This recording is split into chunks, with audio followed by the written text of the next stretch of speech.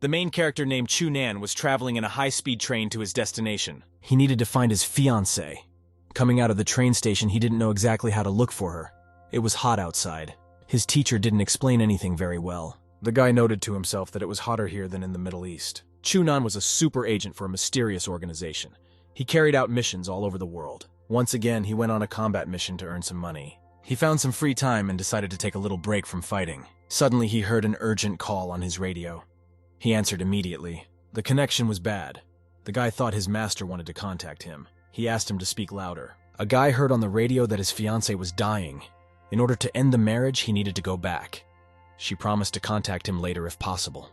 The connection was broken and the walkie-talkie turned off. The protagonist realized that he would no longer be able to complete the current mission. The protagonist had no choice but to go in search of a bride for divorce. The sun was shining very brightly and it was hot outside. The boy was walking down the street. He felt like he was in the desert. Chunan was very tired. Also a problem for him was that he didn't know exactly where to go. He decided to ask. He walked up to a young boy in the street and grabbed him by the shoulder. The protagonist asked if the boy knew anything about Minchin University. The teenager was very frightened. He broke free, screamed loudly, and started to run away. As the boy ran, he yelled at the main character not to kill him. Chunan thought he had met a madman. The protagonist thought to himself that people in our era are very indifferent. After all, he only wanted to ask for directions. A ringing female voice sounded from outside. She asked him if he had come to earn money. The guy turned to her in surprise and asked if she was addressing him. A woman told the protagonist that she had a job. He replied that he was not interested. The interlocutor was surprised and told him to forget her offer. Chunan came to his senses and shouted at the girl to stop.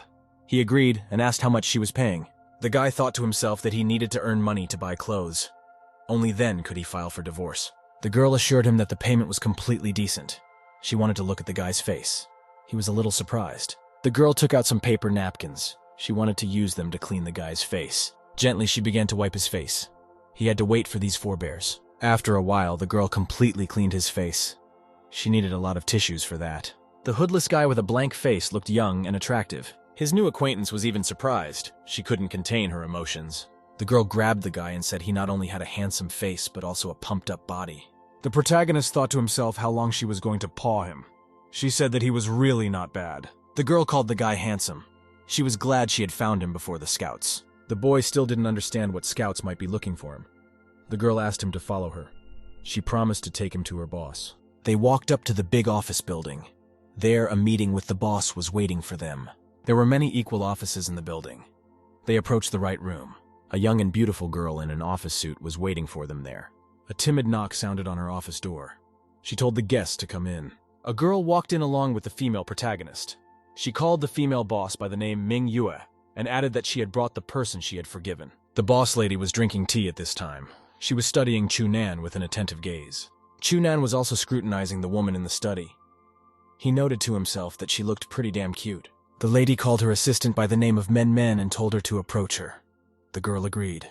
The lady boss said that although the guy was handsome, judging by his clothes, he was an ordinary immigrant. The girl told her boss not to demand the impossible from her. Given the tight deadline, it was the best she could find. Ming Yue said that she doesn't look down on the guy, but she's afraid he might cause them problems. Meng asked the supervisor if she still thinks her subordinate can find an educated person. Then she asked the supervisor if she still thinks her subordinate can find an educated man. Men added that the guy looks like a common simpleton. After his work is done, they will give him some money and send him away. The boss agreed with her subordinate's arguments. She was very happy about it. Men turned to the guy and said cheerfully that it was time to start. The protagonist stood silent. He was surprised. Everything that was happening was a surprise. Men pointed to her boss and told the guy that from this day forward, this pretty girl would be his girlfriend. The boy was very surprised. He didn't answer anything. This was a job he could not have imagined. Chunan looked at the boss lady and thought about how she would be his girlfriend in reality. Chunan was greatly amazed by what he heard. He asked Meng again if it was true that Ming Yue would be his girlfriend. Here Meng told him not to get too deceived. She added that Min Yue would be his fake girlfriend. The girl said that the main character would be a call guy. He would have to come to the right place at the right time and nothing else would be required of him. He would be paid in yuan for each meeting. The guy said modestly that he agreed. He's completely satisfied with the payment. Meng became wary. She couldn't understand why the guy agreed so easily. It became suspicious to her. The boy added that there was no point in doubting. He had no way out. The girl said confidently. She didn't doubt the guy in the slightest. Mingyue looked at the main character for a long time and then said that he was really good. Chunan was silent. He looked at his future pseudo-girlfriend. He noted to himself that she was cute. Men told the guy he could do what he wanted when he wasn't called on it. He agreed and asked to be paid in advance. He even emptied his pockets and showed that he had nothing. Here the girl turned to Mingyue and called her sister. She added that the main character was poor. If she hadn't found him in time, he would have starved to death by now. The supervisor hesitated and told the girl to get the guy's personal information. Meng asked the protagonist to give him an ID card. He replied that he did not have one. In return, he proceeded to give his passport. The girl cheered up when she saw the guy's papers. She was especially amused by his name. The boy did not like such a remark. He immediately shouted at his interlocutor. The girl said the passport would do. She added that few places would hire him without an ID card. She asked the boy if he was a laborer. She had heard that there were a lot of them in the countryside. Men said goodbye to the guy and told him the phone was on 24 hours a day. She had to make sure he wasn't afraid of running out of money. She would refill the account if it ran out of money. The guy yelled after her. He asked her to wait for him. He still had an important question to ask. Chunan asked the girl what she knew about Minchin University. Meng became very wary. She asked the boy how he knew about this university. The protagonist clarified if this university was some kind of secret university. He added that he needed to find one person. Men was silent. She wondered if she should help her boyfriend in his search. The girl asked the protagonist whether to call a car for him. The latter clarified why to do so. A short time later, they were already rushing in the car to the right address. They stopped in front of the building. The driver said they were getting in the back of the university. The guy said he understood. The boy got out of the car. He was glad that he had managed to get to the place he needed. The protagonist was excited that he would finally be able to find his bride. Then he saw a group of hooligans attacking a young girl. They demanded that she give them cash. The boy watched carefully what was happening. He didn't know what to do. The girl took the money out of her bag and told one of the hoodlums that it was all she had. She added very fearfully, addressing the bullies, that she wanted to leave. The bully-in-chief was not pleased. He told the girl that she must have something more valuable. The protagonist asked the bully if he was an idiot or a madman. Why rob a poor man? If the bully wants to rob someone, let him find someone who looks rich. The girl was unpleasantly surprised. She noted to herself that the guy not only didn't want to help her, but also called her poor. She was surprised that Chunan even gave the bully advice on how to rob. The bully was very embittered. He didn't like the intervention of the protagonist. He turned to Chunan and asked him if he was looking for death. Just then, one of the hooligans turned to the chief. He called him Shu Mao. He said that they could no longer do business here and asked when Yu Liang would return from America. Another of the hooligans said timidly that if they messed up, Yu Liang would wipe them out. The chief told them sharply and harshly not to panic. He promised to kill anyone who got in their way. The chief of the bullies remembered Chunan. He asked the protagonist if he considered himself a hero after he saved the girl. The hooligans rushed at the guy in a sharp and full group. They wanted to kill him. Chunan gave a dignified response to the attackers. His punch sent them flying apart. The rescued girl was amazed. She was surprised that the defeated bullies flew up into the sky. The guy, as if nothing had happened, called his attackers weaklings. He didn't even have to work hard to defeat them. The protagonist said he wasn't even warmed up. The beaten hooligans lay wailing on the ground. The girl smiled happily and thanked the guy for saving her from her attackers. Chunan was a little embarrassed. He replied calmly to the girl that it was nothing for him to help her. Here the main character asked the girl if she knew who the prettiest girl in the university was. After a brief pause, the girl asked him if he had done it on purpose. The protagonist was discouraged. He didn't understand what she wanted to accuse him of. The girl thought to herself, how could a guy kick people several meters up and still not be in a movie? Here she said accusingly to the protagonist that, in her opinion, the bullies were fulfilling his request to look like a prince on a white horse. She ended up calling him a nasty thug. The guy was so surprised that he didn't know what to say to her. The girl turned around and started to walk away. The protagonist didn't know exactly what to say to her. Chunan still could not understand what was happening.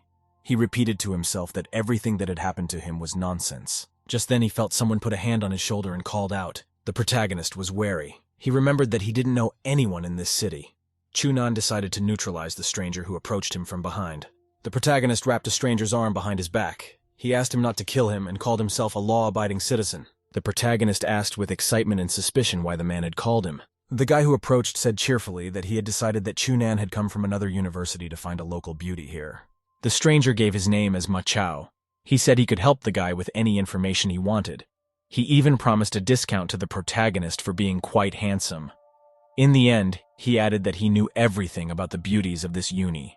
The main character asked simply who was the prettiest girl in the place. Ma Chao replied that everyone knew the answer to the boy's question, therefore he would not charge him. He also asked Chunan for help in one matter.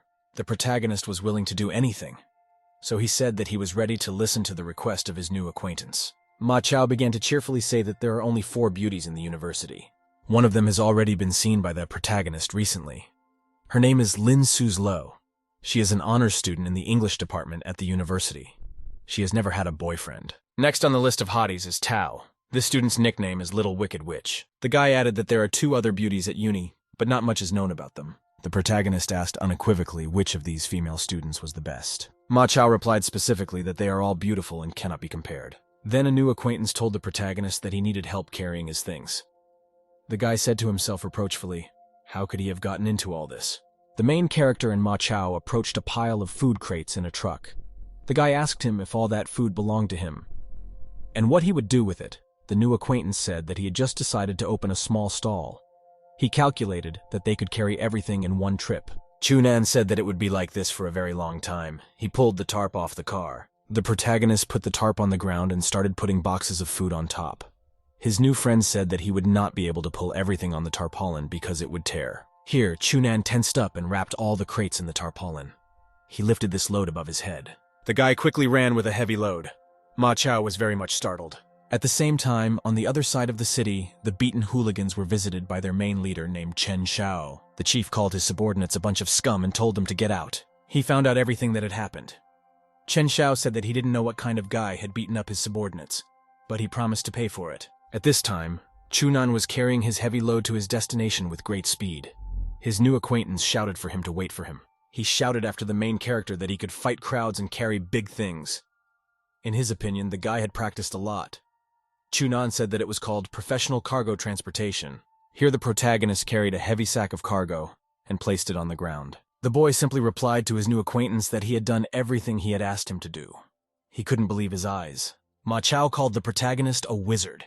He offered to cooperate and split the profits in half. The boy agreed. In his opinion, the job was dusty, and he could use the extra money. Ma Chao told the protagonist that this kind of work would help him pick up girls. He clarified that quite a few beauties would be shopping tonight. Ma Chao described in detail and vividly that beautiful girls in miniskirts and with long legs would come. Here Ma Chao decided to tell what he thought was the most important thing about the girl's body. Chunan spread his hands and said that the most important part of a woman's beauty was her huge breasts and thin waist. Only now did the guy notice that he had accidentally touched his hand to the chest of the girl he had saved from the bullies during the day. The girl was angry. She didn't like to see the main character again, and in such a situation, she called Chunan a pervert and punched him in the face with all her might. Chunan felt ashamed and resentful. It was as if he could still feel the slap marks on his face. He could not understand the girl's behavior. He had saved her and she had slapped him in return. Ma Chao advised the boy to relax. He added that the girl's slap could turn into a blessing. Ma Chao revealed that he had talked to the head director. Now the main character could sleep in the warehouse with the goods. The boy thanked him for that. Chunan clearly heard the phone in his back pocket ringing. He got a call from Men. She said there was an assignment for him. The guy has to show up tomorrow without being late. She then said goodbye to him and the phone connection disconnected at the end. At the appointed time, Chunan arrived at the meeting. It was the center of the city. Men immediately saw him and called him over to her. He approached her.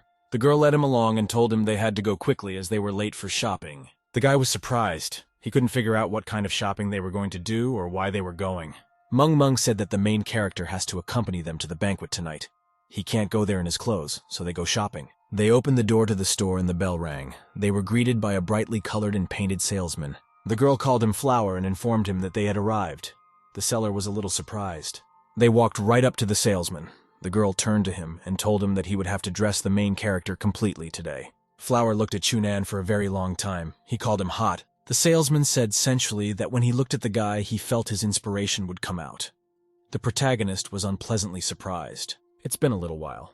Flower said he dressed the guy in hot and dangerous summer rose style. Then he opened the screen door. The main character came out dressed up. Chunan was dressed in a bright crimson jacket and black pants. He was holding a rose in his hand. Men didn't like that style. She said something more refreshing was needed. Flower was unpleasantly surprised. He decided to pick a different style and said it was okay if the girl wanted something refreshing. After a short while, the salesman said that he had dressed the protagonist in the theme, refreshingly gentle boy. Flower opened the screen door and told the protagonist to come out. Chunan looked like a model student with his glasses and tie and uniform. Meng Meng said that the guy's appearance makes her sweat. She can't go to a party with him looking like that. Time went on and on. Flower realized that they were going to a party, so he ordered the boy to change his clothes once again. Next, the salesperson picked up the clothes according to the girl's consent. She didn't like one of the next outfits. She said that it was too naked and the guy would not be allowed to wear it. She also refused several other outfits. Ming Yue was waiting for Meng Meng and Chunan at the party. She couldn't figure out where they had gone. An acquaintance of hers approached her. He asked her what was wrong and said that she was absent-minded. An acquaintance told the girl that he had a very good view of the moon in his garden and suggested she go for a walk. That's when the main character came up and grabbed the familiar girl's hand. Chunan demanded sternly that the stranger remove his hand from his girlfriend. Min Yue was extremely happy that the main character had finally come. Chunan said confidently that he was busy with the company's business. The girl said it didn't matter, for he was finally here. The acquaintance told her that he had no idea she had a boyfriend. He asked why she'd not told her about him. The girl said that her boyfriend does business abroad all the time and rarely comes home. That's why she didn't talk about him. Ming Yue's acquaintance approached the protagonist and said a couple of insulting phrases in English. The guy looked like he didn't understand him at all. An acquaintance asked if Chunan doesn't know English. If he doesn't understand such simple sentences, how can he do business with foreign companies? He added that he asked the protagonist where he lives and what kind of business his family does. Ming Yue was surprised and annoyed. She realized that her boyfriend wouldn't be able to answer. In plain English, Chunan apologized to his interlocutor for not understanding him immediately, as his words sounded a bit unusual. He went on to say that his corporation controls the markets and provides logistics and delivery services. Here, Ming Yue's acquaintance said that he studied English abroad, so it's normal that the main character might not understand him. Chunan showed feigned surprise. He motioned for him to speak in Chinese. The presenter came on stage and welcomed everyone. The audience turned to him. The host thanked past people for giving him and Tao's family a chance. He thanked people for attending his cocktail party despite their busy business schedules. The presenter's name was Tao Duoduo. He said that a group of investors from Europe would soon arrive to invest in research. He said that the project was very profitable. He also hoped that all the people who came would do their best to get involved. This will be a victory for the business community of Mingcheng. One of the guests told Ming Yue's acquaintance that the Tao family wasn't the only one with an advantage.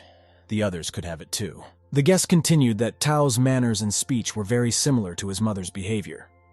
Tao did not come to the party. An acquaintance of Ming Yue said that there are many strange people in Tao's family. However, Tao himself presents himself as a representative of the young business generation. Here the acquaintance told his interlocutor that they didn't need to talk about Tao Duoduo. He pointed him to Chunan next to Ming Yue. His name was Chen Yongming. He was one of the four princes. He was surprised that the protagonist was so close to Meng Meng. Ming Yue's acquaintance was called Xiao Shiyu. He was one of the four princes. Xiao said that Chunan is Ming Yue's boyfriend, but he also has a good and close relationship with Meng Meng. Chen Yongming was outraged that the protagonist wanted to take his woman. He promised to break Chunan's head. At the same time, Meng Meng had a friendly chat with the protagonist. She was surprised that he could speak English. The guy replied that he could only say a couple of sentences. Chen Yongming walked over. He said hello to Meng Meng. The girl was surprised to see him. The girl asked irritably to Chen Yongming what he wanted from her now. The guy said he came to the girl's house to say hello and brought a gift. Meng Meng was surprised as he gave her his store credit card. She remembered that she hadn't used the last one yet. In the end, the girl smiled and thanked Chen Yongming for his gift. She immediately gave the card to Chunan, who came over. He was pleasantly surprised and thanked her. Chen Yongming looked with anger at the guy. To himself, he called him a bastard. Chen Yongming introduced himself to the guy. He said that he ran a chain of stores. He inquired about the name of the protagonist. Immediately afterward, they shook hands.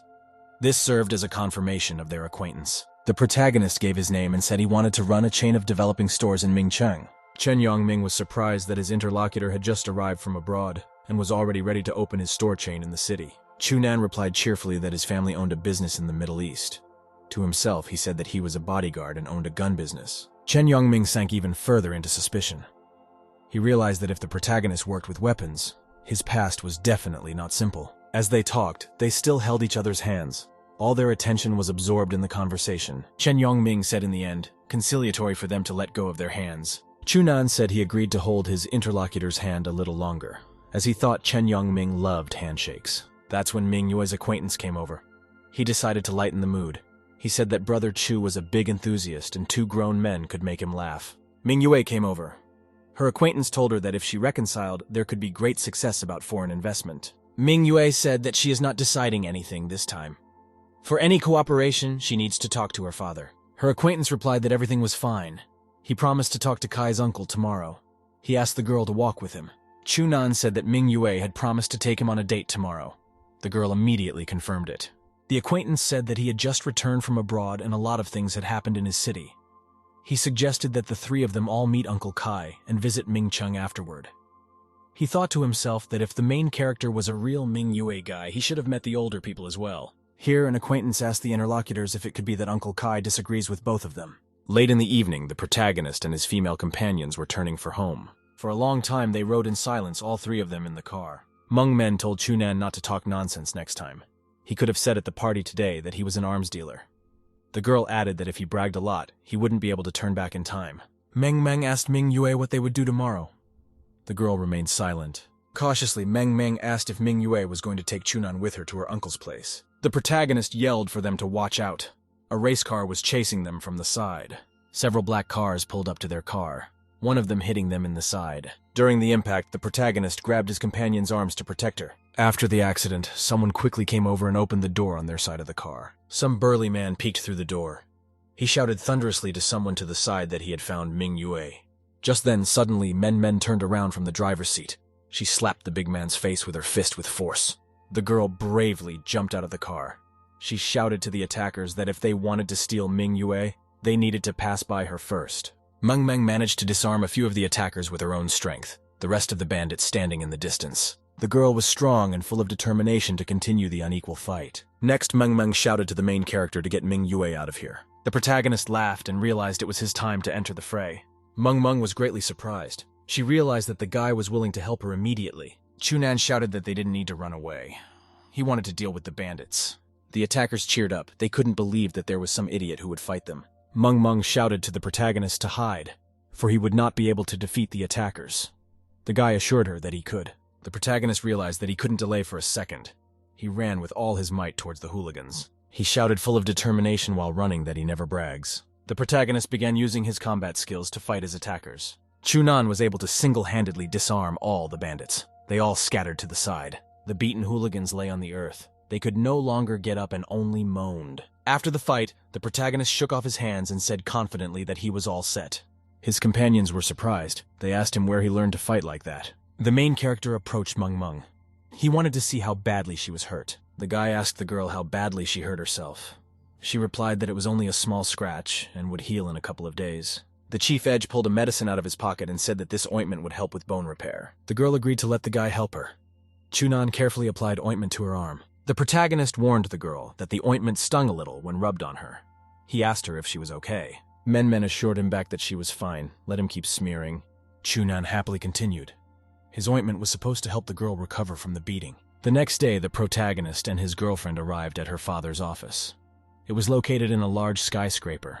The girl's father looked at the guests and then decided to ask her a couple of personal questions. Her father's name was Tsai Yichin. He asked the girl strictly if it was true that she had a boyfriend. Min Yue replied positively. She said that she came with her boyfriend today. Chunan greeted his uncle. Kai Yichin got angry and pounded his fist on the table with all his might. He was clearly displeased. Ming Yue was confused. She couldn't understand such a harsh reaction from her father. Her father asked her sternly why she had not told him about such an important thing before. That's when Ming Yue's acquaintance intervened in the conversation. He thought that the uncle already knew about the girl's boyfriend. The intervention of an acquaintance didn't please the protagonist. He thought the bastard was ruining everything here. Uncle calmed down a bit, cheered up, laughed, and said it was all very good. The abrupt change in the uncle's mood greatly surprised all the people who came. They were dumbfounded and silent. In a completely calm voice, the uncle turned to the protagonist and said that Chunan was a good name. The protagonist wondered why the uncle was so uncertain. At the same time, the uncle invited them to his hall. They were seated on comfortable armchairs in the hall. The uncle asked them what business they wanted to talk to him about. Ming Yue's acquaintance named Xiao Xiu said that they had arranged a meeting. They visited Uncle Tsai today. He will help them learn about the European Investment Group. Uncle Tsai said that this European business group is very important and should be taken seriously. Xiao Xiu said that if a European business group arrived, Chunan's family can help them since his family is overseas. Uncle was a little surprised. He clarified what business the Chunan family was in and where they were currently living. The protagonist wanted to reply, but he was interrupted by the familiar Mishui. Xiao Xiu said that he wanted to make a small digression. He added that Chunan has a very strong background. Xiao Xiu continued to say that the Chunan family is not only busy selling bodyguards in the Middle East, they also offer bodyguard services for a number of wealthy businessmen. Xiao Xiu said that this was a huge profit. He thought to himself that the Kai family was in serious business, and they would never accept the leader of the bodyguard organization. Uncle said at that such a business is very good. My uncle began to say that his family mining business had wanted to go to the Middle East for the oil business for a very long time. He pointed out that in this age, oil equals gold. Xiao Xiu replied that the oil business is profitable, but it is very risky, and the Middle East is always chaotic. He said that if Uncle Kai bought an oil field there, it could be taken away by local militants or warlords. He thought to himself, why would Uncle Tsai go to the Middle East if he already had a good business?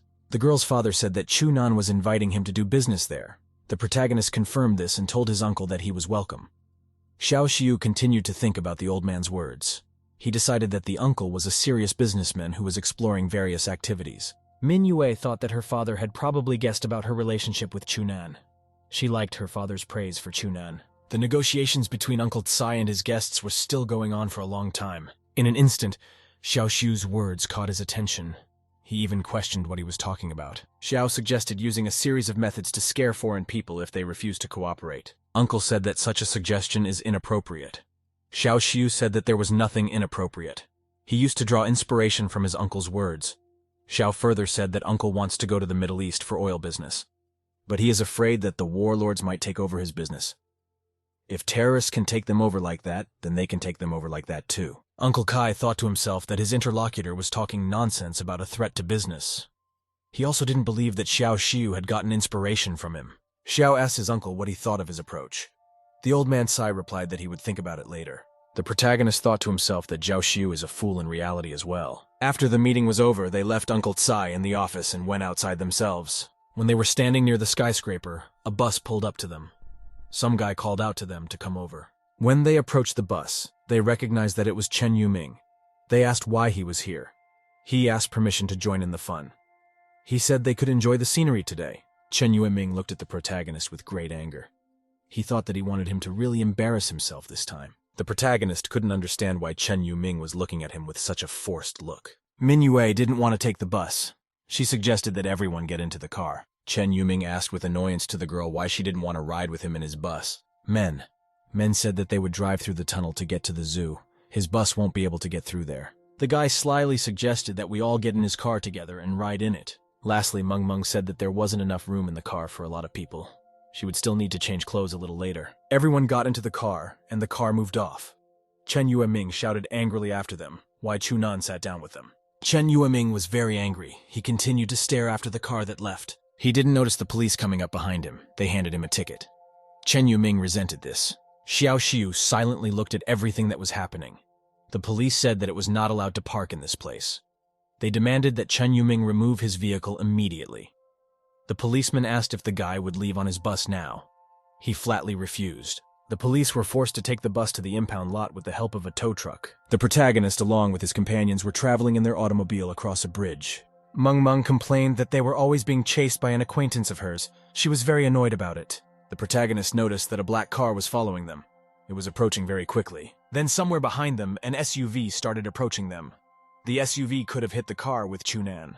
The protagonist realized that he needed to make an immediate maneuver to avoid an accident. Chunan swerved the steering wheel to the side.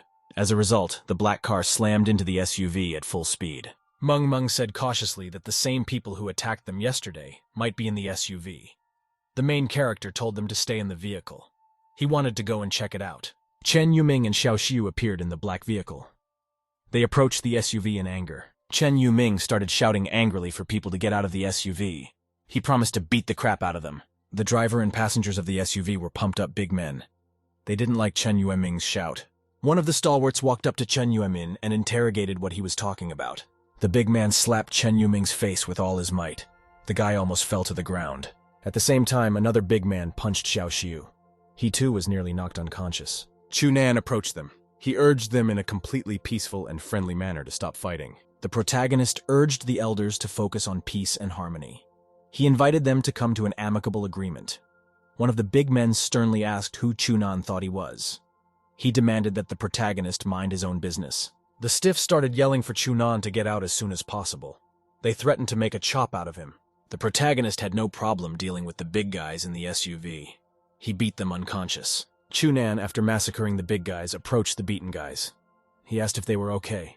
Afterward, the protagonist approached his companions. They asked him if he was all right. The guy answered them that everything was easy for him. Chen Yuming didn't like this outcome.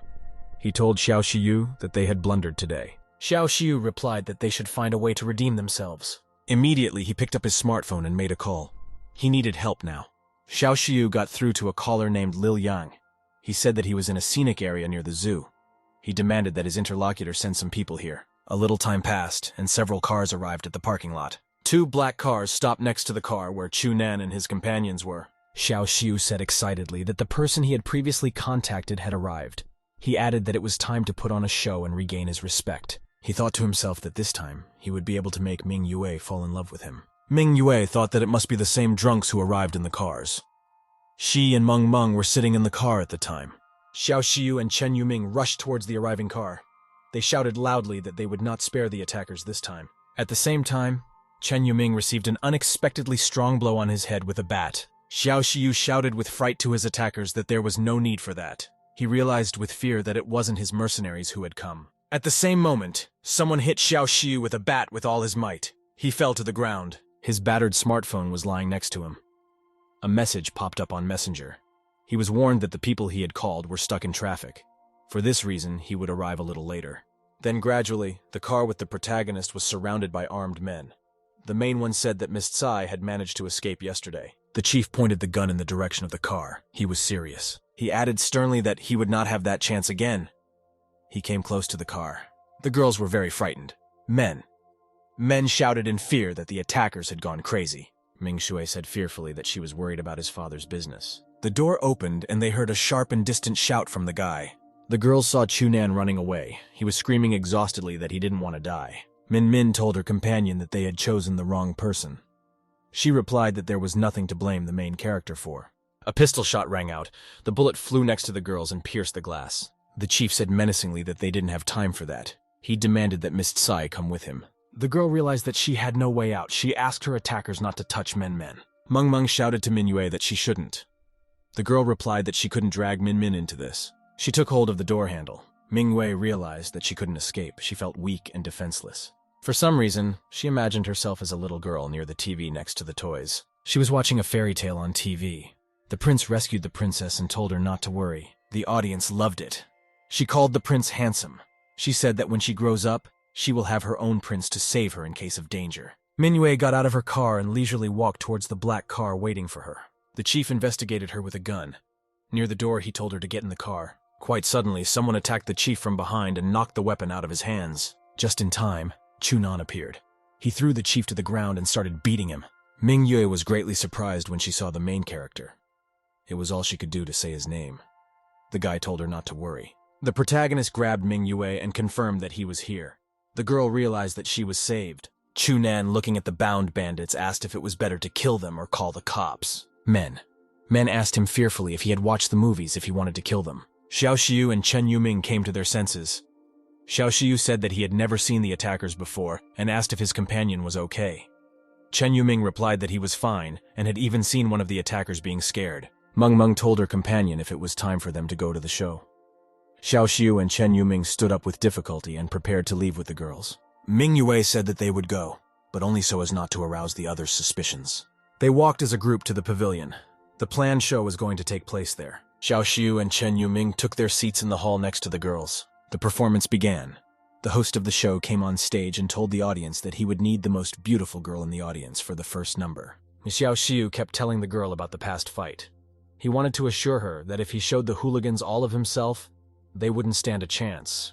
He wasn't prepared to be hit first. Chen Yuming added on his own behalf that if the attackers had not used dirty tricks, they would have beaten them.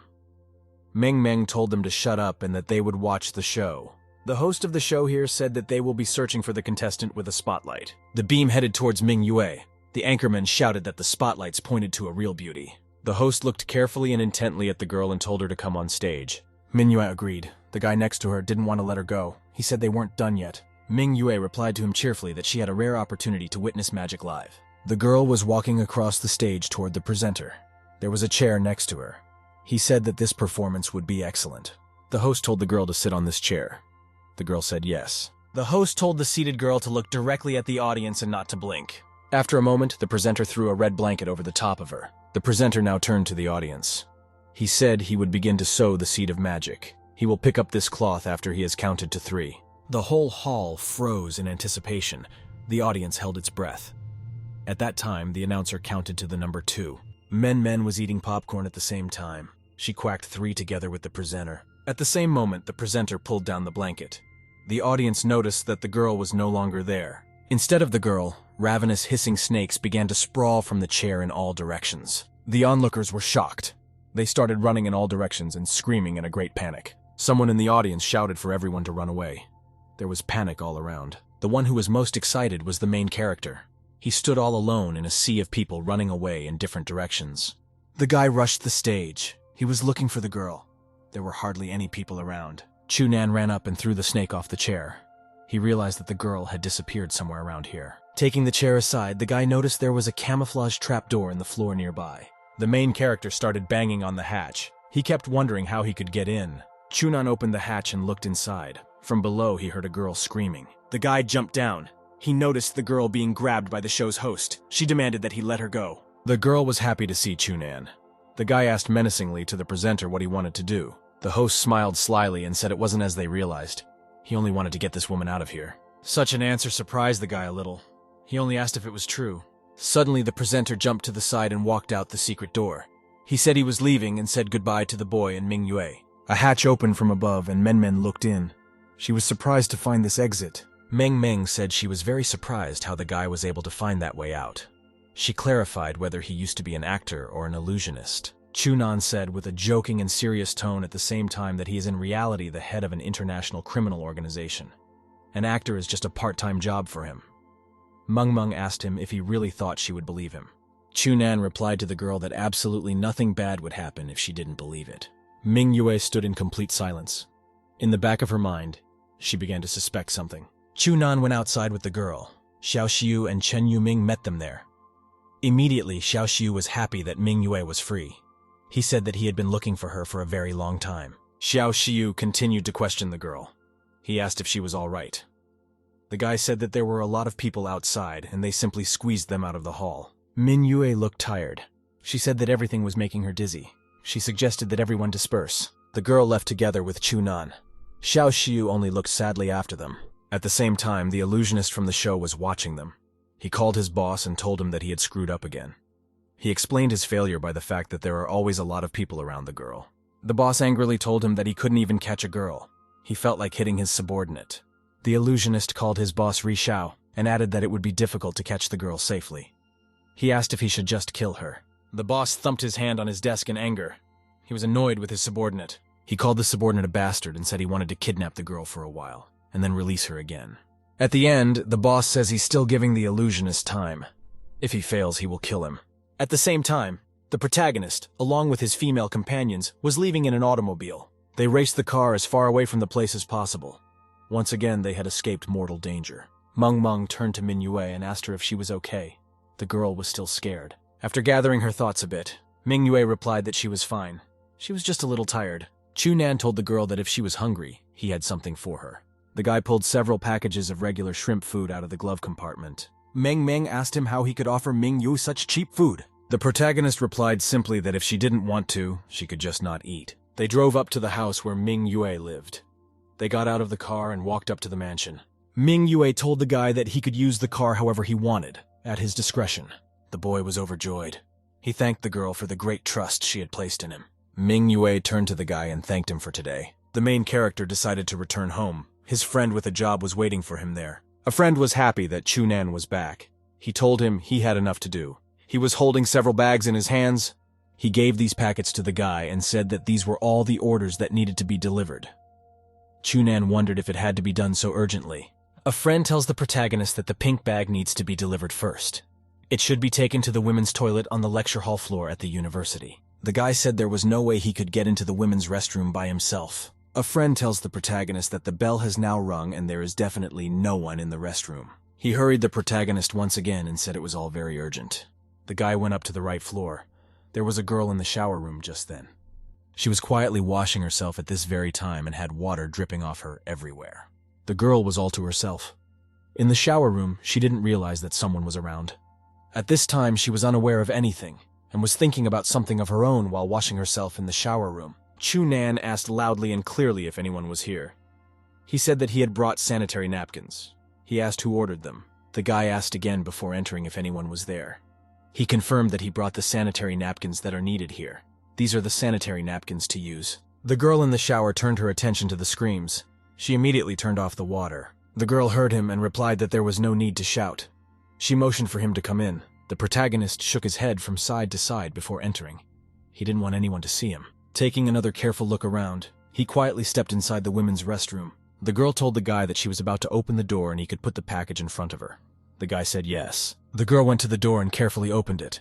She was ready to reach out her hand to get the package. Opening the door, she looked at the guy. It was Lin Shu.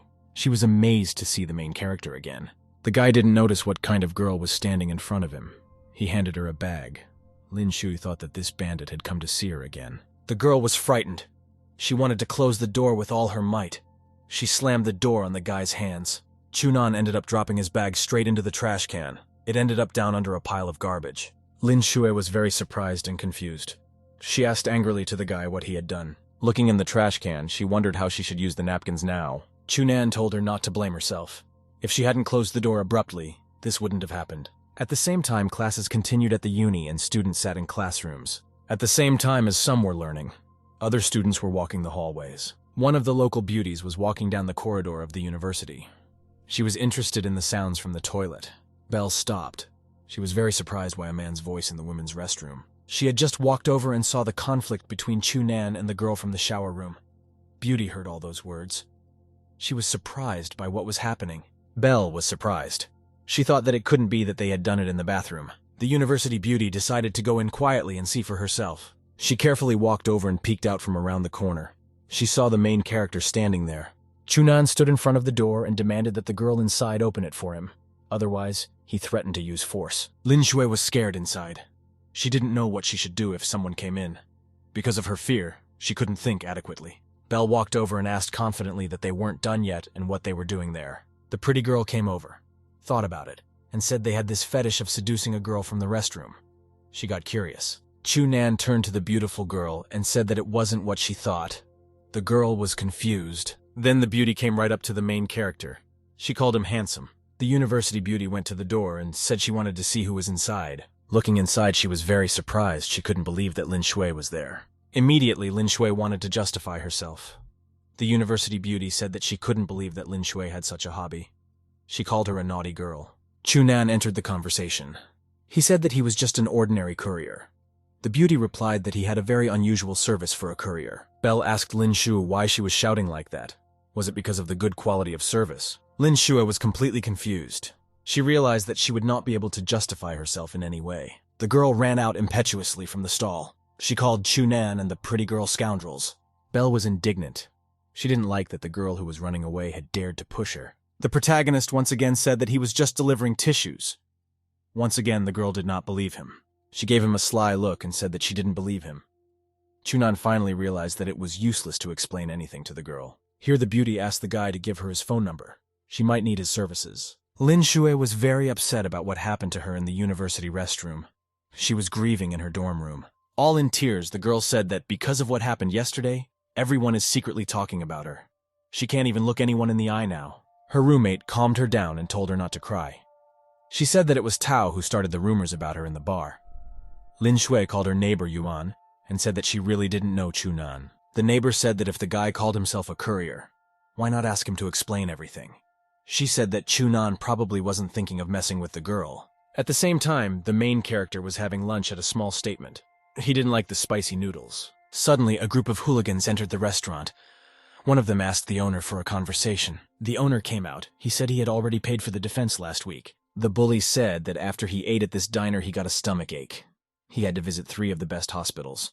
Now, as punishment, the owner has to pay his bills.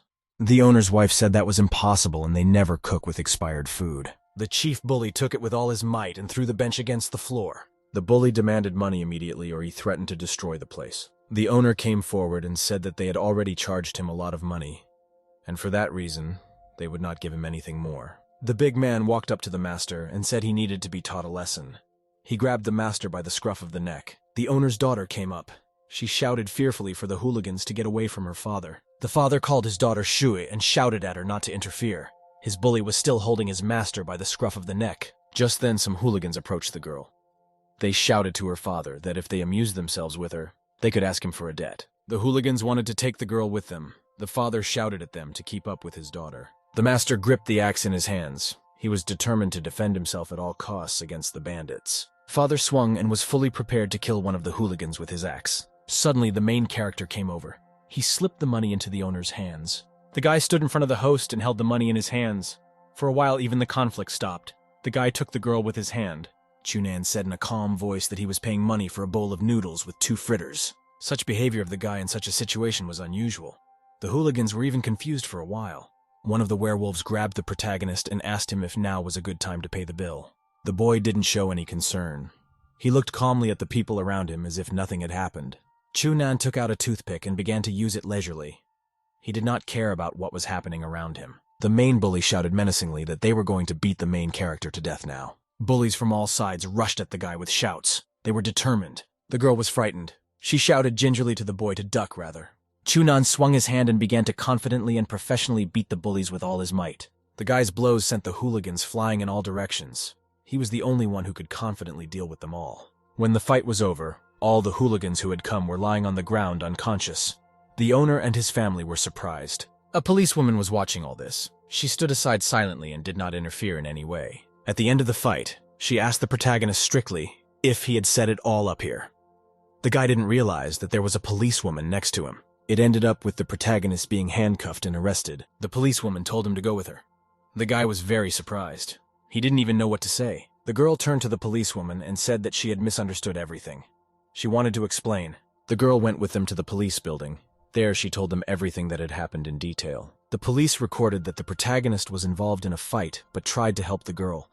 She thanked them for their understanding. The guy was let loose and immediately fled the scene. The girl turned around and wondered where he had gone. She felt sad.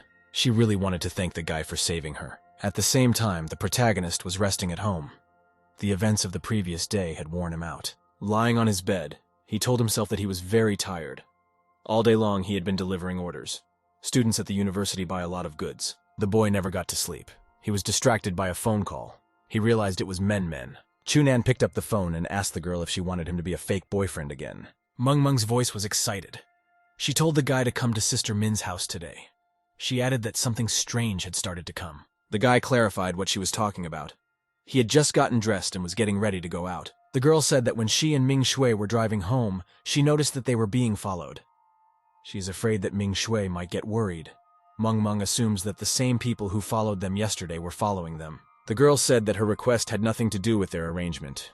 Therefore, she would understand if Chunan refused to come. The guy said briefly and confidently that he was already in the car and would be there in half an hour. Ming Shui asked Mung who she had just talked to on the phone. She had just cut up a watermelon and invited her friend to eat. Mung said reassuringly that she had invited Chunan to visit so they could all have fun together. There was silence around the house where the girls lived, but the house was closely watched. Some man standing outside the house radioed that there were only 2 girls inside. There was an automobile nearby. The bandits were sitting there. One of them asked the driver why they could not grab them right away. The driver replied that they had to wait until they were asleep. That's when they would start to act. At the same time, the main character hid under the car. He heard all their conversations. The boy thought to himself that his intuition had not deceived Men. It was the same people as yesterday. He couldn't figure out who was behind it. Chunan began to quietly and carefully climb out from under the car. He thought to himself that last time, Xiao Shu was nearby, and that was the reason why he was unable to interrogate the bandits. But this time, they would not be so lucky. At the same time, a girl was walking past the house. She was carrying a bag of groceries. She saw the main character carefully crawl out from under the car. It alarmed her. Lavushka didn't understand why that man was hiding under the car. If this is training, it is very strange. The boy decided that the first thing to do was to get rid of the watcher outside the house. Chunan stealthily approached the observer from behind. He was completely unsuspecting. The protagonist hit the observer from behind with all his might with his hand on his neck. He fell unconscious. To keep the other thugs from raising the alarm, the guy dragged the breathless body around the corner. Chunan searched the pockets and clothes of the unconscious watcher completely and found nothing there. The protagonist was so engrossed that he didn't notice the danger behind him. A girl from the street quietly approached him. She wanted to grab him hard, but the guy dodged. He grabbed her arm and threw her to the ground. Then the boy looked at the girl's face. It seemed familiar to him. He had definitely seen it not so long ago. Fighting off the girl, he recognized her as the cop who had detained him earlier today. The girl didn't give up. She kicked Chunan from behind with all her might. She wanted to hold him back. Eventually, the girl was able to disarm the guy. She knocked his back against the wall of the building. The policewoman shouted to the guy that she had caught him. He couldn't resist any longer. The girl grabbed him by the scruff of the neck and called him a thug. The protagonist was silent. Everything was unexpected for him. The policewoman grabbed the guy and told him sternly that he was going to the station with her. The protagonist thought he was in a bad situation. He had to have it removed. The policewoman was controlling important parts of his body. He had to think of something urgently. Chunan realized that there was no time to think. He decided to make a diversion and run away. To frighten the girl, he shouted with all his might and spread his arms out to the sides. To shock the girl and divert her attention, he kissed her unexpectedly on the nose. The girl got angry and slapped the guy in the face with all her might. The girl got angry and hit the guy in the face with her hand with all her might. Breaking free of the policewoman, the guy jumped up and climbed over the fence wall. The policewoman yelled at him to stay where he was. The guy was running away fast. At the same time, the beaten observer woke up. He ran up to the car without clothes to his accomplices. The bandits in the car were surprised to see their accomplice naked.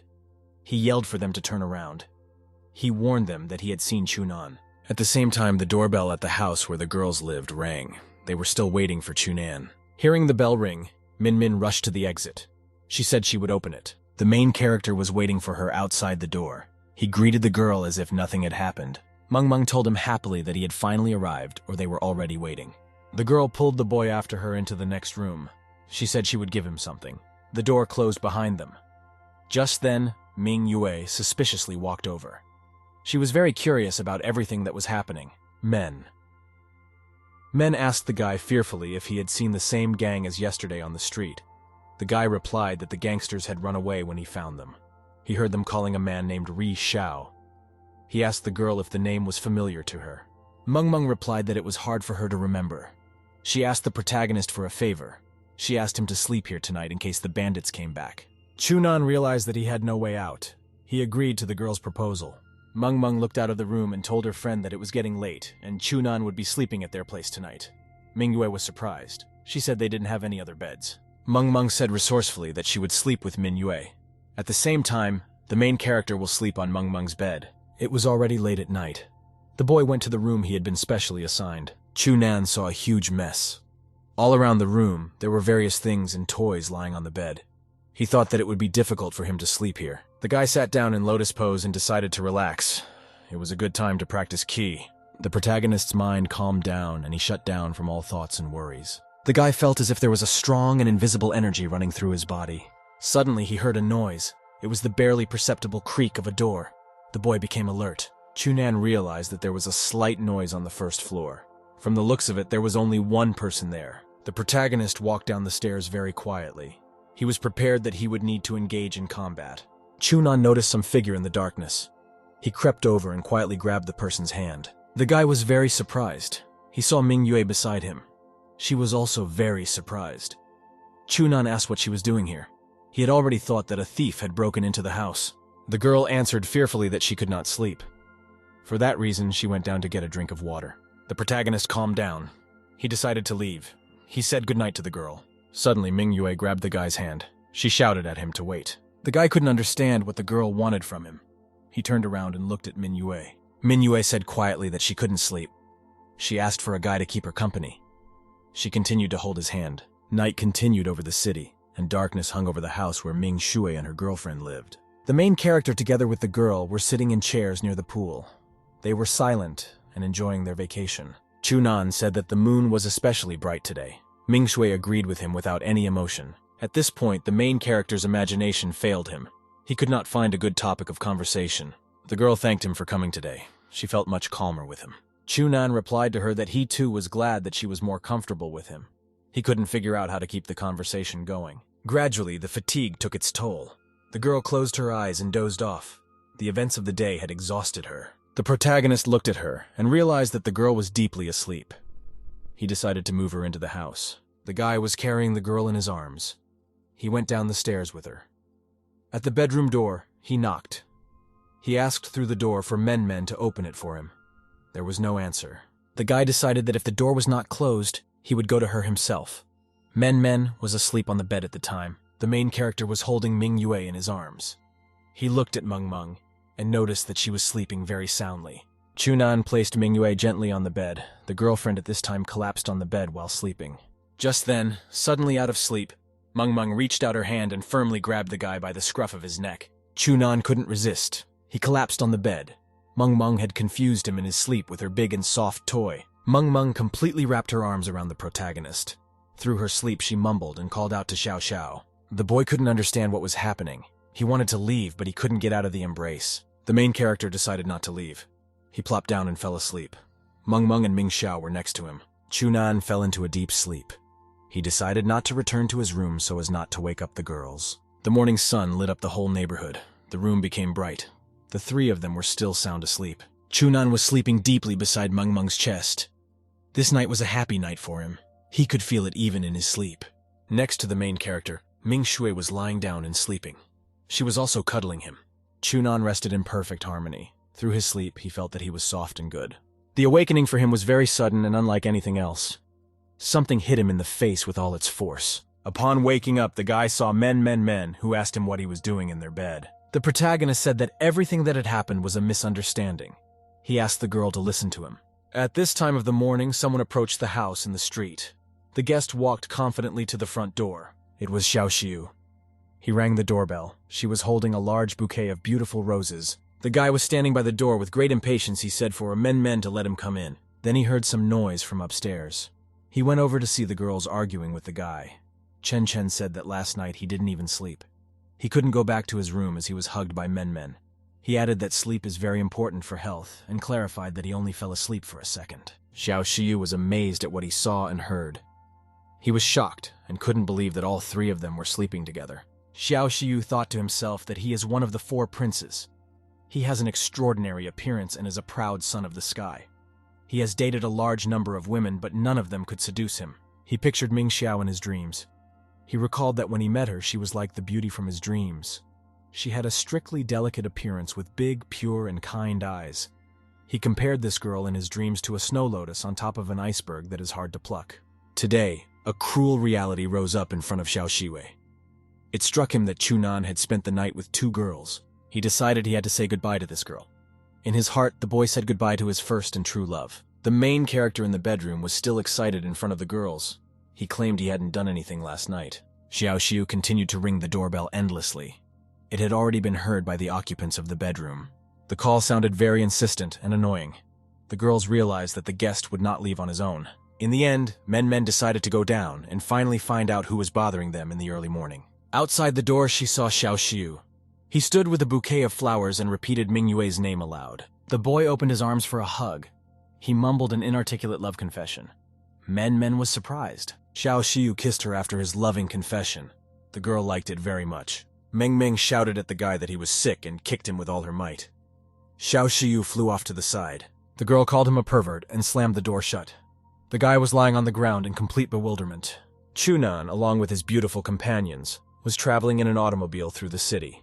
Men asked the guy if he had anything in his car for her to eat. They hadn't eaten anything since this morning. The guy took out plastic food wrappers and threw them to the girl. She did not immediately realize what he offered her. Men opened the package and tasted the food. The taste was unpleasant and unappetizing to her. The girl screamed exhaustedly and said that it was the food that she was disgusted by the stench of unwashed feet. Ming Yue told her that the food didn't smell good, but after she tasted it, she would realize that it was delicious. Men continued to eat. Gradually, she lost her aversion to the food from the package. She opened the second packet. She still didn't like the food, but she continued to eat it through sheer force. As Men's food was consumed, her taste buds began to activate and turn on. After a while, she cried out that the sour and refreshing flavor stimulated her taste buds furiously. She also liked the aftertaste. After a strong sharpness, the base of the tongue starts to hurt after a couple seconds. The throat becomes increasingly dry. Due to the sour taste, saliva is secreted in the mouth, which evens out thirst. Men began to repeat to herself that she needed more and more of this kind of food now. The girl said that she would eat everything Chunan had. The guy was surprised at her behavior. After a while, a whole pile of completely empty food wrappers appeared on the seat of the car. The hero arrived at his place of work. It was a warehouse at the university. When he went in, he shouted that he was back. Chunan asked eagerly from his friend what he needed to relate today. The guy noticed some movers opening and taking out boxes of food. His friend shouted to them that he couldn't sell these things if they were broken. He assured them that it was all real food and there were no fakes. The protagonist approached and asked what was going on here. His friend was glad to see Chunan coming. One of the movers said seriously that they are from the university security. They are investigating a supermarket that operates under private power of attorney on the university campus. The employee said that you can't sell healthy food to the university at a low price. He said he would burn all the products. The protagonist intervened. With a threatening tone, he asked the workers if they were really sure they could burn any of the goods. The security worker said that the guy had no right to threaten him. Xiao Xiu was watching from the sidelines. He was recording everything on his smartphone. Xiao Xiu thought with hatred that Chunan kept tangling under his feet and getting in the way. He also remembered how the main character had stolen his girlfriend from him. He decided that if he couldn't defeat Chunan, he would use various tricks against him, so that the guy wouldn't be able to stay here. He was waiting for Chunan to start a fight with the security staff. After that, the guy would be kicked out of the university. In the end, Xiao Xiu would be able to get Ming Shui back. Chunan had already raised his hand to punch one of the security personnel with all his might. This was the moment Xiao Xiu had been waiting for. He was preparing to videotape the guy's actions. At the most crucial moment, the phone rang for the protagonist. He picked up the receiver. The people around him were surprised. Chunan stood back and spoke on the phone. Xiao Xiu was very annoyed. He couldn't believe that the phone call had ruined his plans. At the end of the conversation, the guy hung up. Apparently, he decided to abandon his intention to beat up the security personnel. The protagonist silently walked over to the boxes of food. Everyone around him waited to see what he would do next. Chunan stood beside the boxes. He told the security personnel that if they could take the goods from him, he would allow them to do whatever they wanted with the boxes. Then one of the workers told the protagonist that he couldn't count. He demanded that the guy stop fooling around and give them the goods. A little time passed and the employees still couldn't get the goods. They didn't understand why they couldn't get past the guy's defense. They were really tired. Two girls appeared. One of them said hello to the head of security. She called him Uncle Chang. He called the girl named Yuan in return and asked how she got here. Yuan walked over to her uncle and told her and him to step aside for a moment to talk. The girl had a very long and emotional conversation with her uncle. After the conversation, he made some kind of decision. The head of university security told his subordinates that they were all leaving. The main character's friend was very surprised. He asked Chunan who he had just called. The guy cheerfully replied that he had contacted Zhou Yuan. She was a relative of the dean of one of the faculties. Here, the friend was very surprised how the protagonist could so easily meet the dean's daughter. Chunan said that as soon as he came to this place, he immediately memorized all the important bigwigs and their family members. That was what helped him. He got through to the Yuan girl. The protagonist's friend read in his notebook that the number of civil servants in the university was more than 100. At the same time, Chunan was chatting with the girls. He thanked Yuan for his help. The embarrassed Lin Shui stood next to her. Yuan said that the guy should have thanked. She wouldn't have come here if she hadn't been asked by Shui. At the end, she asked that the protagonist not to harass Lin Shui anymore. Chunan confirmed that it would not happen again. He couldn't remember to himself when he had harassed this girl. The girls said goodbye, turned around, and left.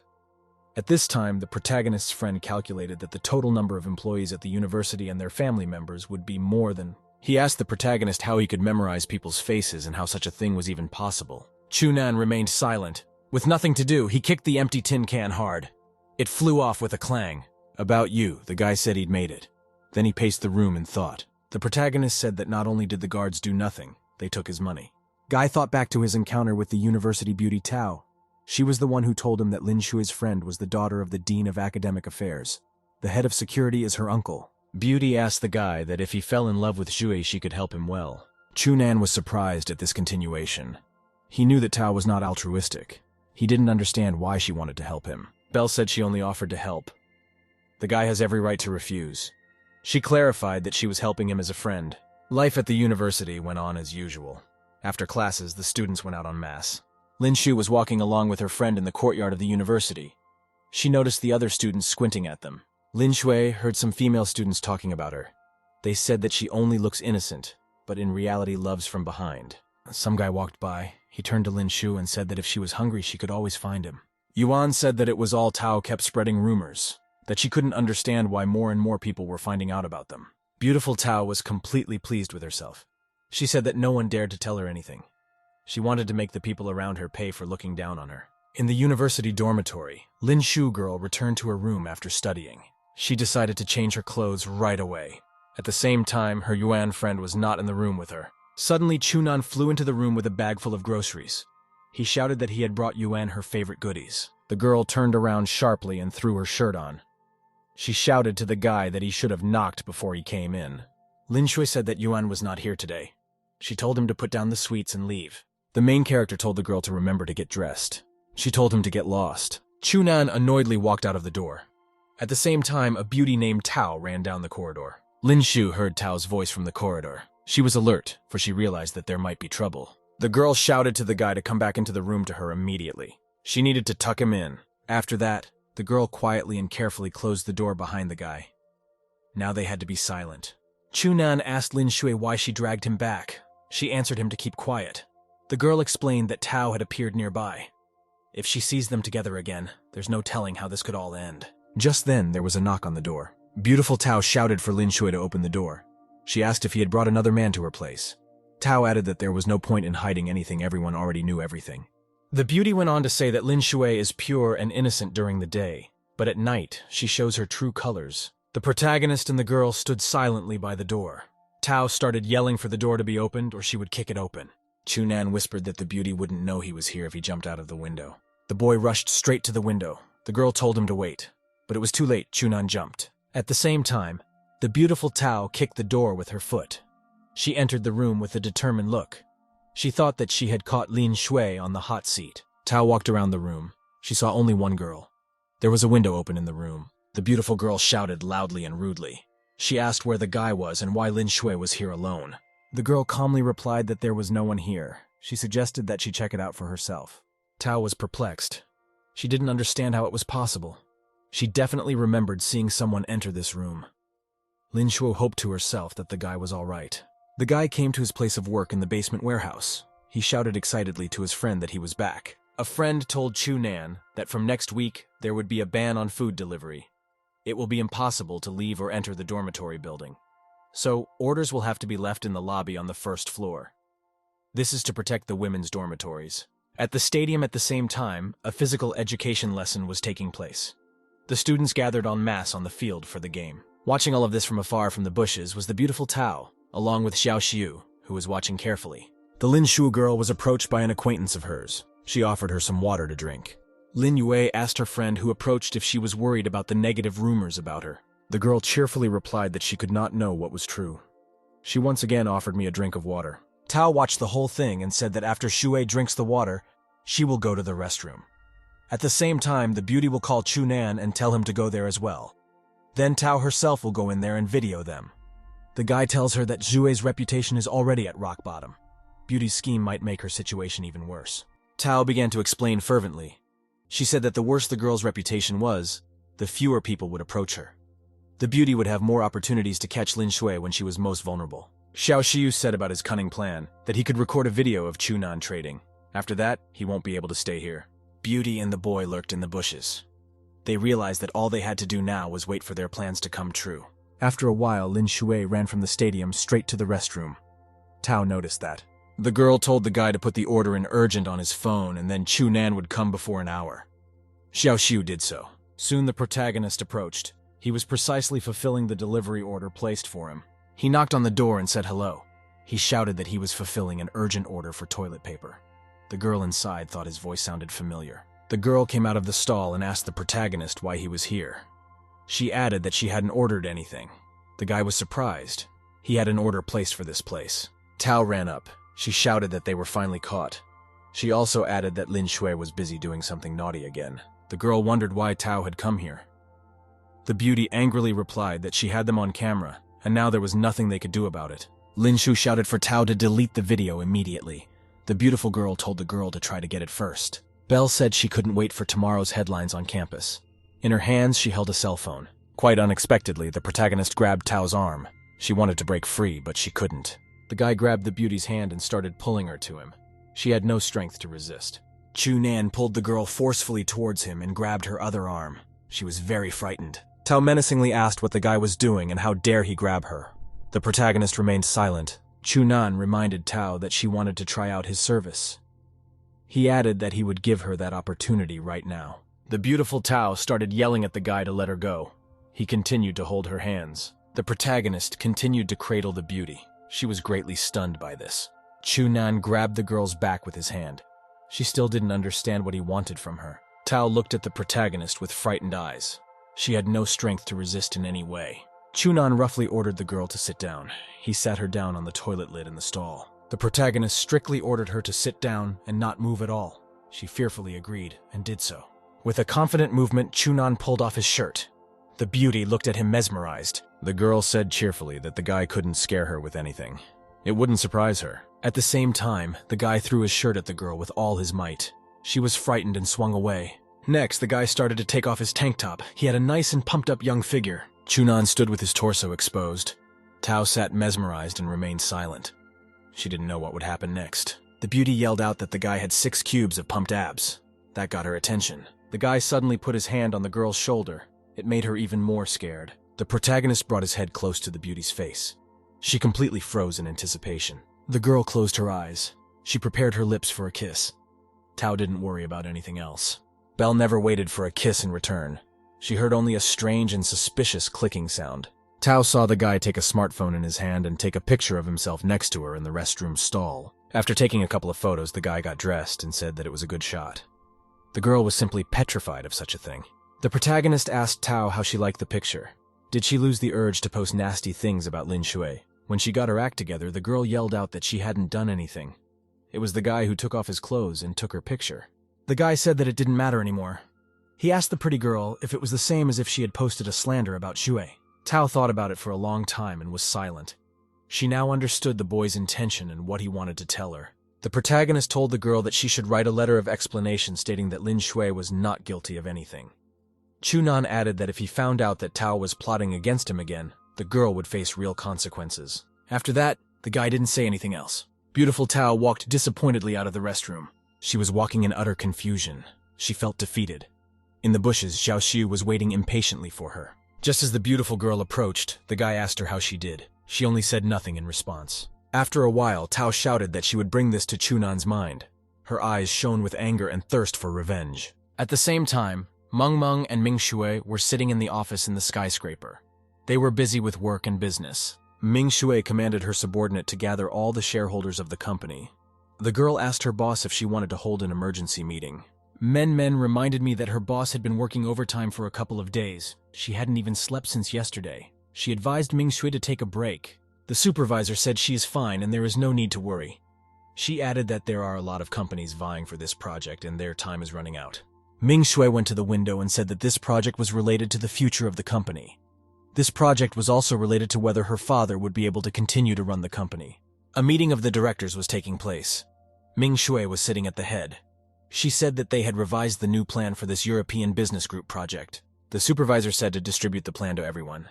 She clarified that time is running out, so she hoped that everyone would have something to offer. Suddenly, the door to the meeting room opened very abruptly. Someone entered it very quickly and confidently. There was a murmur of discontent around the table. The meeting participants asked indignantly who had come. They clarified that they were having a meeting here. A young guy walked down the hall. He was dressed very fashionably and stylishly.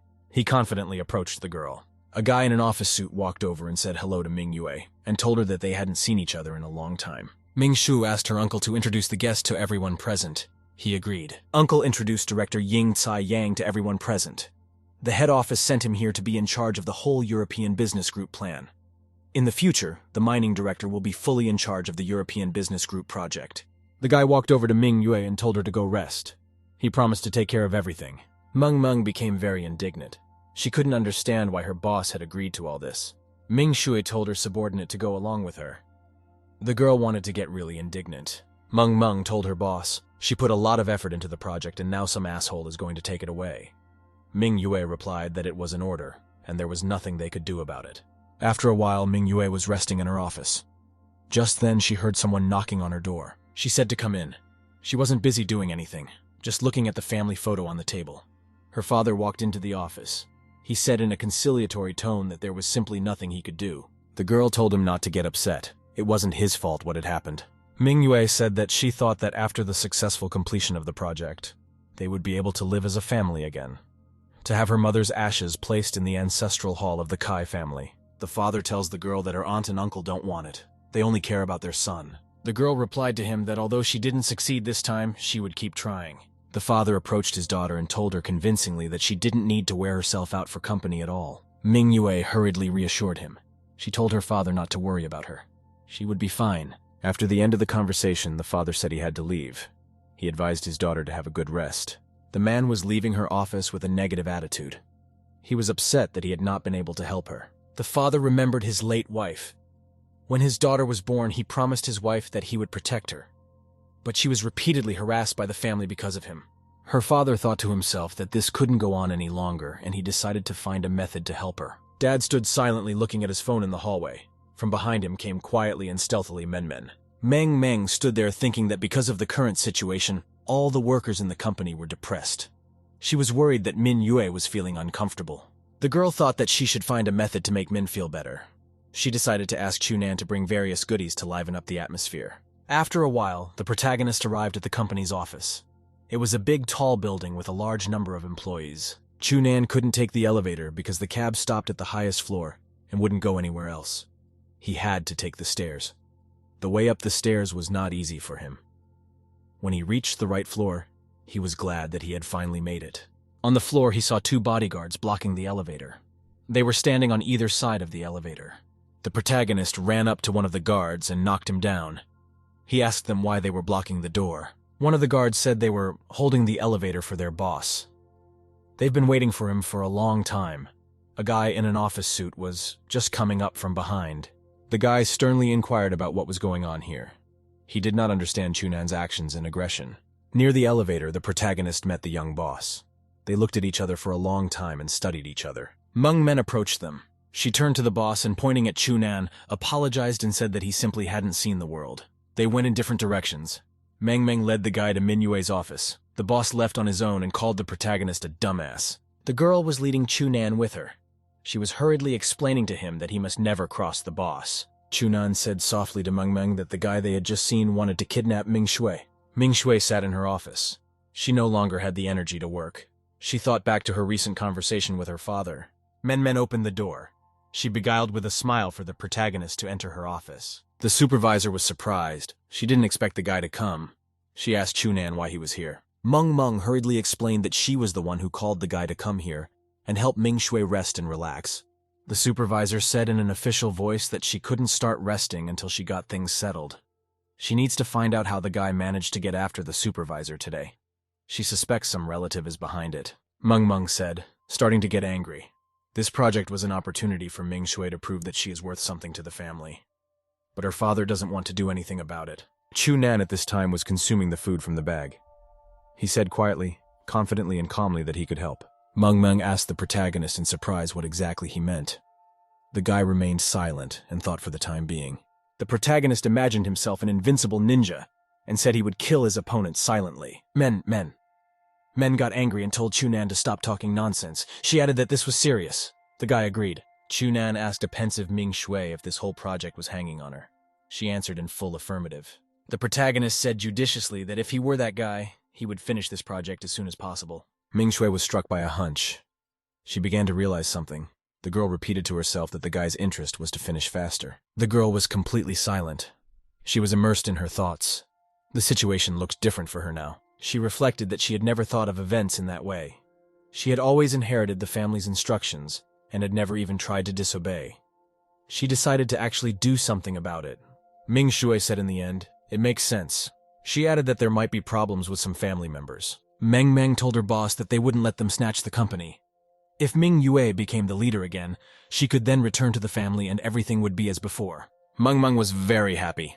She thanked the protagonist and said that she thought Chunan was very smart. Ming Shui told her father about her suggestions. He didn't like it and said it was impossible. Men went to the chairman and told him that if things didn't work out, the project would be lost tomorrow. Meng excitedly added that Ming Shui is very capable, and she is sure to successfully handle everything. The father said judiciously to the girl that it wasn't that he didn't trust her about anything at all. The chairman said that there are a lot of people waiting to expose themselves. If they start fighting them now, there will be no turning back. Ming Shui told her father that she understood his apprehension, but if he didn't take any action to stop Ying Kai Yang, the entire company would fall under his control very soon. In such a situation, they should only take their chances. Ming Shui said in the end, the family only values the result, and everything else is secondary. If they can improve the result, the family's loyalty may be tilted towards them. Meng saw the protagonist off near the exit to the office building. She told him that he had done a great job. The girl promised him a good bonus for his efforts. The guy said he came up with the solution completely by accident. Men was surprised that he didn't want any reward. The father talked to his daughter. He told her that it could be that the identity of her fake boyfriend would be revealed. Chunan doesn't look like a normal person. Ming Shui said that the main character has helped her a lot lately. The chairman said that although the lad was playing the part, he was very capable. He would even allow him to be his daughter's husband. The girl was embarrassed by such words from her father. She said she didn't like his jokes. The father cheered up. The guy went back to his place of work at the warehouse. He noticed that he and his friend Ma Chao were not there. Chunan called his friend and said that he had packed everything. He also asked where Ma Chao was now. Ma Chao replied over the phone that the protagonist had already returned quickly. He thought that Chunan would be late. So he went and looked at the house with Zhou Yuan. The main character was very surprised. He couldn't believe that a friend had gone to see a house with a girl named Yuan. He asked what their relationship was. Ma Chao told the protagonist not to talk nonsense. He explained that his store was almost invisible because of the university building, so they decided to see where they could move to. He decided that Yuan would be able to help him well. Chunan had completely calmed down, and everything was now completely clear to him. He finished his conversation on the phone. The city plunged into fall, and the protagonist walked the streets in search of the right address to meet a friend. The boy walked down the street and looked for the address Ma Chao had given. He knew for sure that it was somewhere around here. He approached a small building. He saw his friend near the building and he called out to him. Ma Chao was cheerful and full of optimism. He told the protagonist to go to him now. He led the guy over to the building and said that although there were no residents here, it was near the uni. A lot of students would be dropping by. Ma Chao said that the building had plenty of seats in both stocks. They got all this thanks to Yuan. She also lowered the rent for them. In the future, they should not be afraid of threats from the uni. Chunan asked his friend why Yuan was so nice to him. In just a couple of days, and they are already on such good terms. Ma Chao said enthusiastically that the girl treats him like a little brother. He started wiping the wall and said that he still had a lot to do. There would be an urgent need to clean out the warehouse. Ma Chao said that he wanted to wait until the whole warehouse was hung with snacks. He never thought he would be able to rent a warehouse with his own money.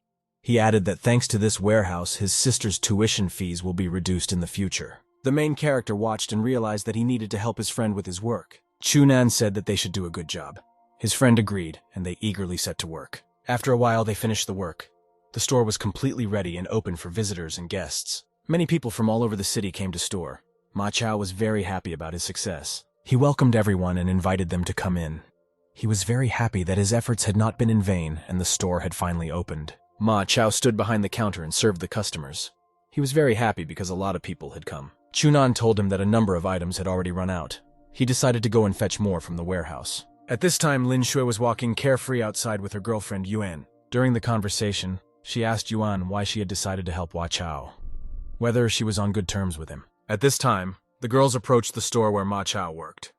They watched him as he stood behind the counter and thanked everyone for their purchases. After thinking for a bit, Yuan said that the guy was working very hard, and for that reason she decided to help him. Yuan suggested that her friend go to the store and buy some snacks. She agreed. A group of guys approached the store. They first walked by and then decided to go inside. Alden of the guys saw Lin Shui inside. She was just picking out what to buy from the food. The guy abruptly and unexpectedly ran up to the girl. She was surprised. He asked what she was buying for herself here. The guy came over and told her to take whatever she wanted, and he would pay for it later. The girl thanked him and refused. The guy suggested she go to his house. He said he has a pastry chef at his house who makes exquisite desserts. His desserts are much tastier than the snacks at the store. He started getting rougher and rougher. He told the girl he was sure she'd like it. She kept saying no. Suddenly, Yuan intervened in the situation. She helped her girlfriend forcefully free herself from the guy. Yuan told the guy that she had warned him to never hit on Shui again. The guy got angry. He said he wasn't interested in the girl's status, so she wouldn't think he was afraid of her. He called the girl's father a pathetic dogbed. Yuan asked him angrily what he had just told her.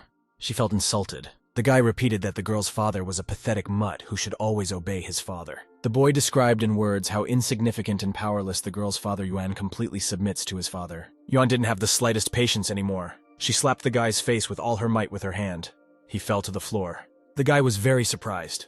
He asked very angrily to the girl how she still dared. Rising to his feet, the guy once again questioned the girl how dare she slap him. The shopkeeper intervened in the conflict. He approached from the side and bravely stood between the boy and the Yuan. The girl was surprised that Mao Cho stood up for her. He told the boldly passed guy that hitting girls was not allowed. Visitors to the establishment gathered around. They agreed with the owner. Someone shouted to the guy that he was using his father to control others. The guy was silent and increasingly irritated. After a short pause, he shouted at the owner to step aside. Ma Chao stood there frightened. He didn't know what to do. The guy was preparing to hit him on the head with a chair. The guy yelled one last time to Ma Chao to get the hell out. The owner stood still. He had already swung his hand. But still the owner of the establishment did not get hit on the head with a chair. The main character came to his aid in time. Ma Chao was very happy. He said he came as soon as he could. Chunan asked what kind of brat, pointing at the guy who had come. Chunan grabbed him by his clothes and lifted him above the ground. The bully who had come demanded that the protagonist let him go. The bully turned to his friends. He asked why they were standing and demanded that they help him immediately. The subordinates rushed toward their leader. They ran confidently and eager to help him. The protagonist stood still. He was ready for a fight.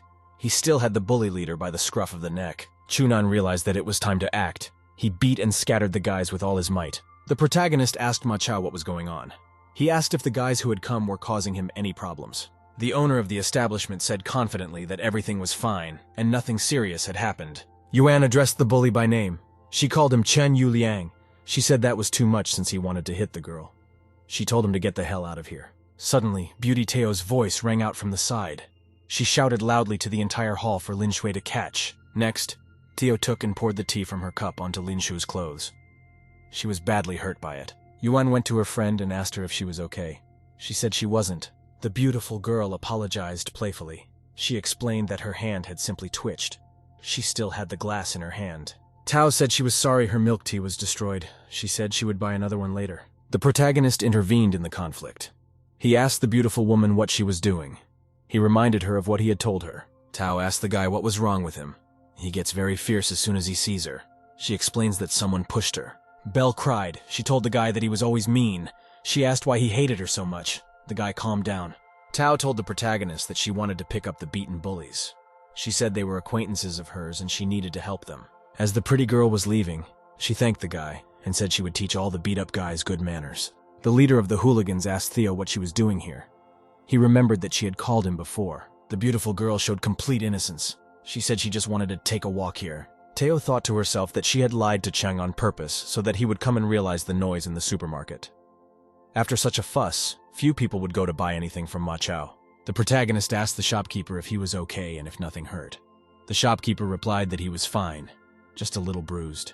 Ma Chao said, annoyed, that it was too bad that the customers had scattered because of all this commotion. Behind him, Yuan stood behind him. She told him that the thing to think about right now was not business. His back was covered in blood. The girl said she would take him to the hospital. Ma Chao said not to worry. There's nothing wrong with him. He's a very strong guy. Yuan added that she would take him to the hospital for sure. The protagonist noticed that a lonely and crying Lin Shui was standing next to him. The girl told Chunan not to take offense since it all started because of her. The guy replied that it was fine. Just a bunch of bastards wanted to die. The girl's outfit was badly soiled after spilling tea on her. The guy told her that she could not go out like that. He added that he lived in the next room, and there was a restroom there. He offered the girl to wash herself and said he would bring her new clothes. Standing in the shower, Lin Shui thought that she used to think the main character was the same as Guy Chen. The girl now realized everything and decided that she had been completely wrong about him before. Lin Shui stepped back to take a shower. The guy decided to clean up the store a bit and put everything in order. Suddenly, the protagonist heard from outside as a girl called his name from the shower room. He dropped what he was doing, walked over to the shower room, and asked the girl what her problem was. Lin Shui looked out timidly from behind the door. She was wrapped in a towel. The girl said that she couldn't find any underwear in the clothes the guy had brought. Chu Nan annoyedly said that he had completely forgotten. He added to her that he would bring everything right away. After a while, he brought the right clothes. He slid it to the girl through the door. She thanked him. The girl started to get dressed in the stall. The main character told her that he needed to step away. If she needed anything, let her just call. The girl was putting on her pants, standing on the wet floor. At the same moment, she suddenly slipped her foot. The guy heard the noise and immediately sensed something wrong. He came back quickly to help the girl. The girl fell down and wanted to grab the door but didn't have time. Chunan was already standing next to her. Chunan managed to grab the girl. Lin Shui, thankful for the guy's efforts, avoided falling to the floor. Then the guy noticed that a lot of water had dripped onto the shower floor because of a broken faucet in the sink. The guy told the girl that the faucet was broken again. She answered him with difficulty that she was in pain. The two of them were sitting on the floor. Chunan asked Lin Shui if she was all right. She didn't answer him. The girl wanted to get up. She apologized to the guy. He told her not to worry. Chunan commanded the girl to get up quickly. Lin Shui immediately agreed and started to get up. She was standing there all wet, and the protagonist was lying against the wall. He looked at her silently and uninterruptedly. Lin Shui became concerned. She noticed that the guy was still looking at her with a very passionate gaze. The girl asked him what was wrong. The protagonist asked her if she had accidentally forgotten to put on her underwear. The girl cried out in shame. She felt ashamed. She wanted to cover herself by pulling down her tank top. The girl screamed hysterically for the guy to get out. She was extremely ashamed and frightened. The protagonist went back to work. He spent late into the night cleaning up the store that had been trashed earlier. Ma Chao came in the evening. He thanked the protagonist for tidying up the store. The boy asked his friend how his wound was. He said he was fine. The doctor said not to worry about anything. The store owner said sadly that he did not expect to encounter such problems on the first day of opening. Chunan replied that things would get better soon. The main character heard the phone ringing in his pocket. He realized it was a work call. Chunan got a call from Ming Shui. He asked her what was wrong. He thought to himself that he had already talked to Meng about it, but he didn't think that Ming would call her. Ming Shui informed the guy that tomorrow night is the official tender meeting of the European Business Group. They need to win the bidding according to the plan. The girl said that she wanted them to see the end result together. The chief mountain expressed his agreement to her. He told her confidently over the phone that he would be in tomorrow night. In the evening, they all gathered and walked towards the office building. They were all dressed in business style. The guy asked if the right place was here. Ming Shui replied in the affirmative. Meng added that they should succeed. As they approached the building, they saw many people. Meng said excitedly that Kai Yang had arrived before them. A security guard met them at the entrance. He asked which company they were representing to participate in the European Chamber of Commerce tender conference. Meng happily and confidently said that they were from Yuronghua's company. The guard at the entrance gave her a surprised look. He told her that a representative of the group had just entered the building. The man who entered told the guard that there should be no other representatives.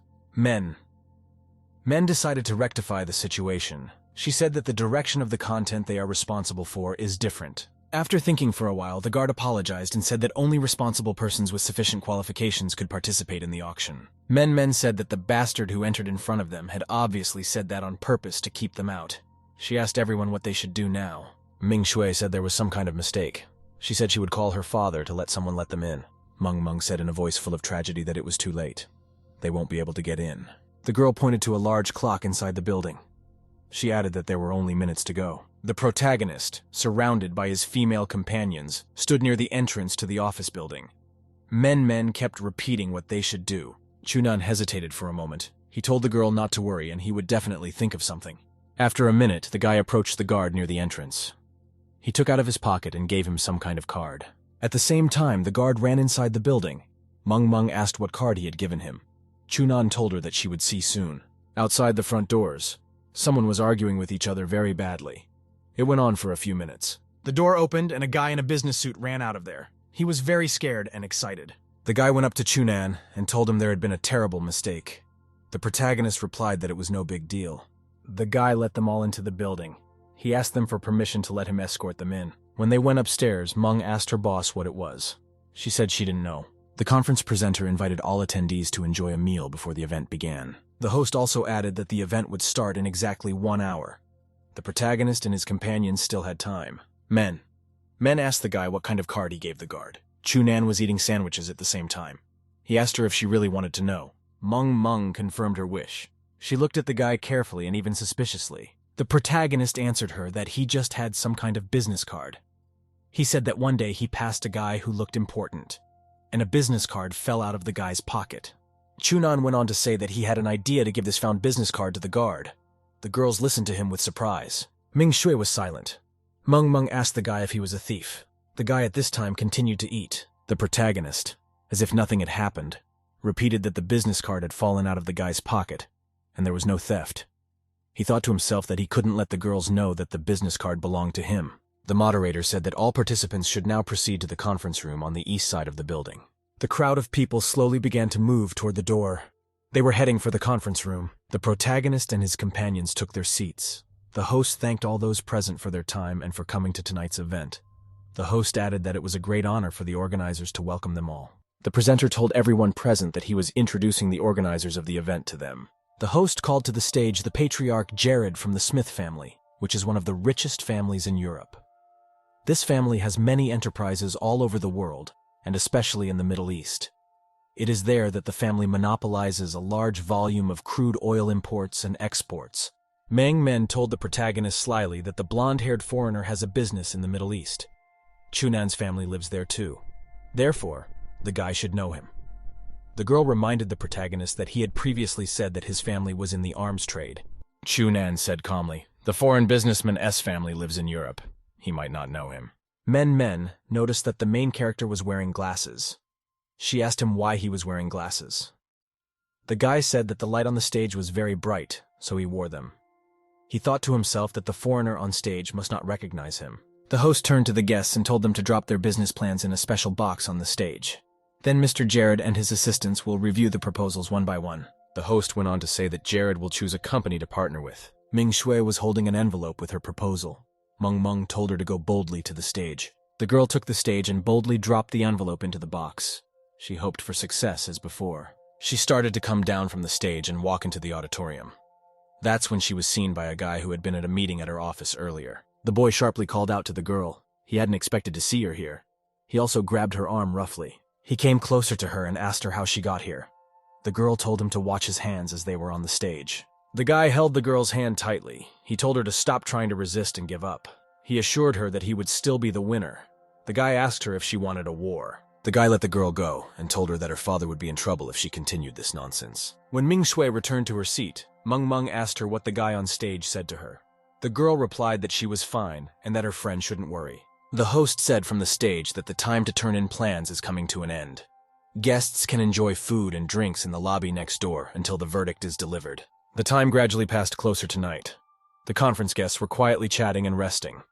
They were waiting. Ming Shui sat lonely on the sofa. She was thinking about her plan to still win in the end. She was approached by Men and the main character. They offered her something to eat. Ming Shui replied that she wasn't hungry. Meng Meng told her boss that she didn't need to be so nervous because she had already done everything she needed to do. She also added that the supervisor's plan was the best, and that they would definitely win the tender. Chunan took a small piece of cupcake on his fork. He brought it up to Ming Shui's mouth.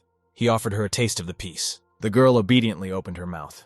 She decided not to resist the guy and take some food. Meng Meng said resentfully that she wanted to taste the food too. Why did Chunan only feed Ming Shui? The guy agreed. He asked Men to open her mouth. He put a big piece of food straight into her mouth. Men coughed. She shouted at the guy if he really wanted her to choke and die. He replied that she didn't need to be angry because he had fed her. That's when Men took a whole cupcake and smacked my boyfriend in the face. They all cheered up. Ming Shui told her assistant to calm down. The guy from the stage was watching the main character and his companions.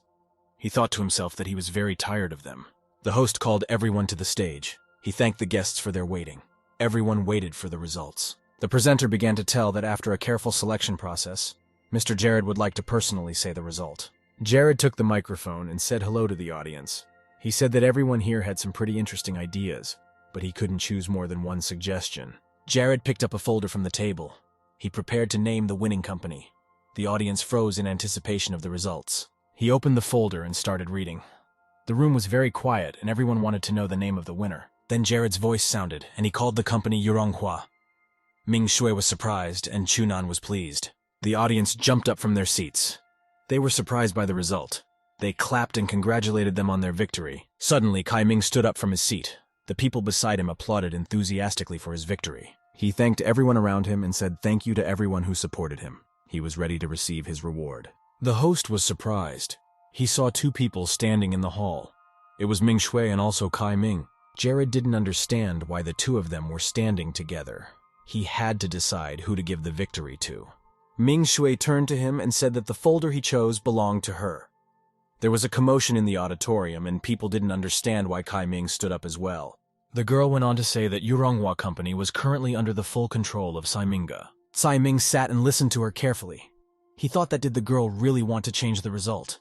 He decided that Ming Shui would not be able to accept defeat. The presenter asked that if there are two winners, which one will sign the cooperative agreement. Kai Ming said that he is currently the executive director of Yuronghua Company.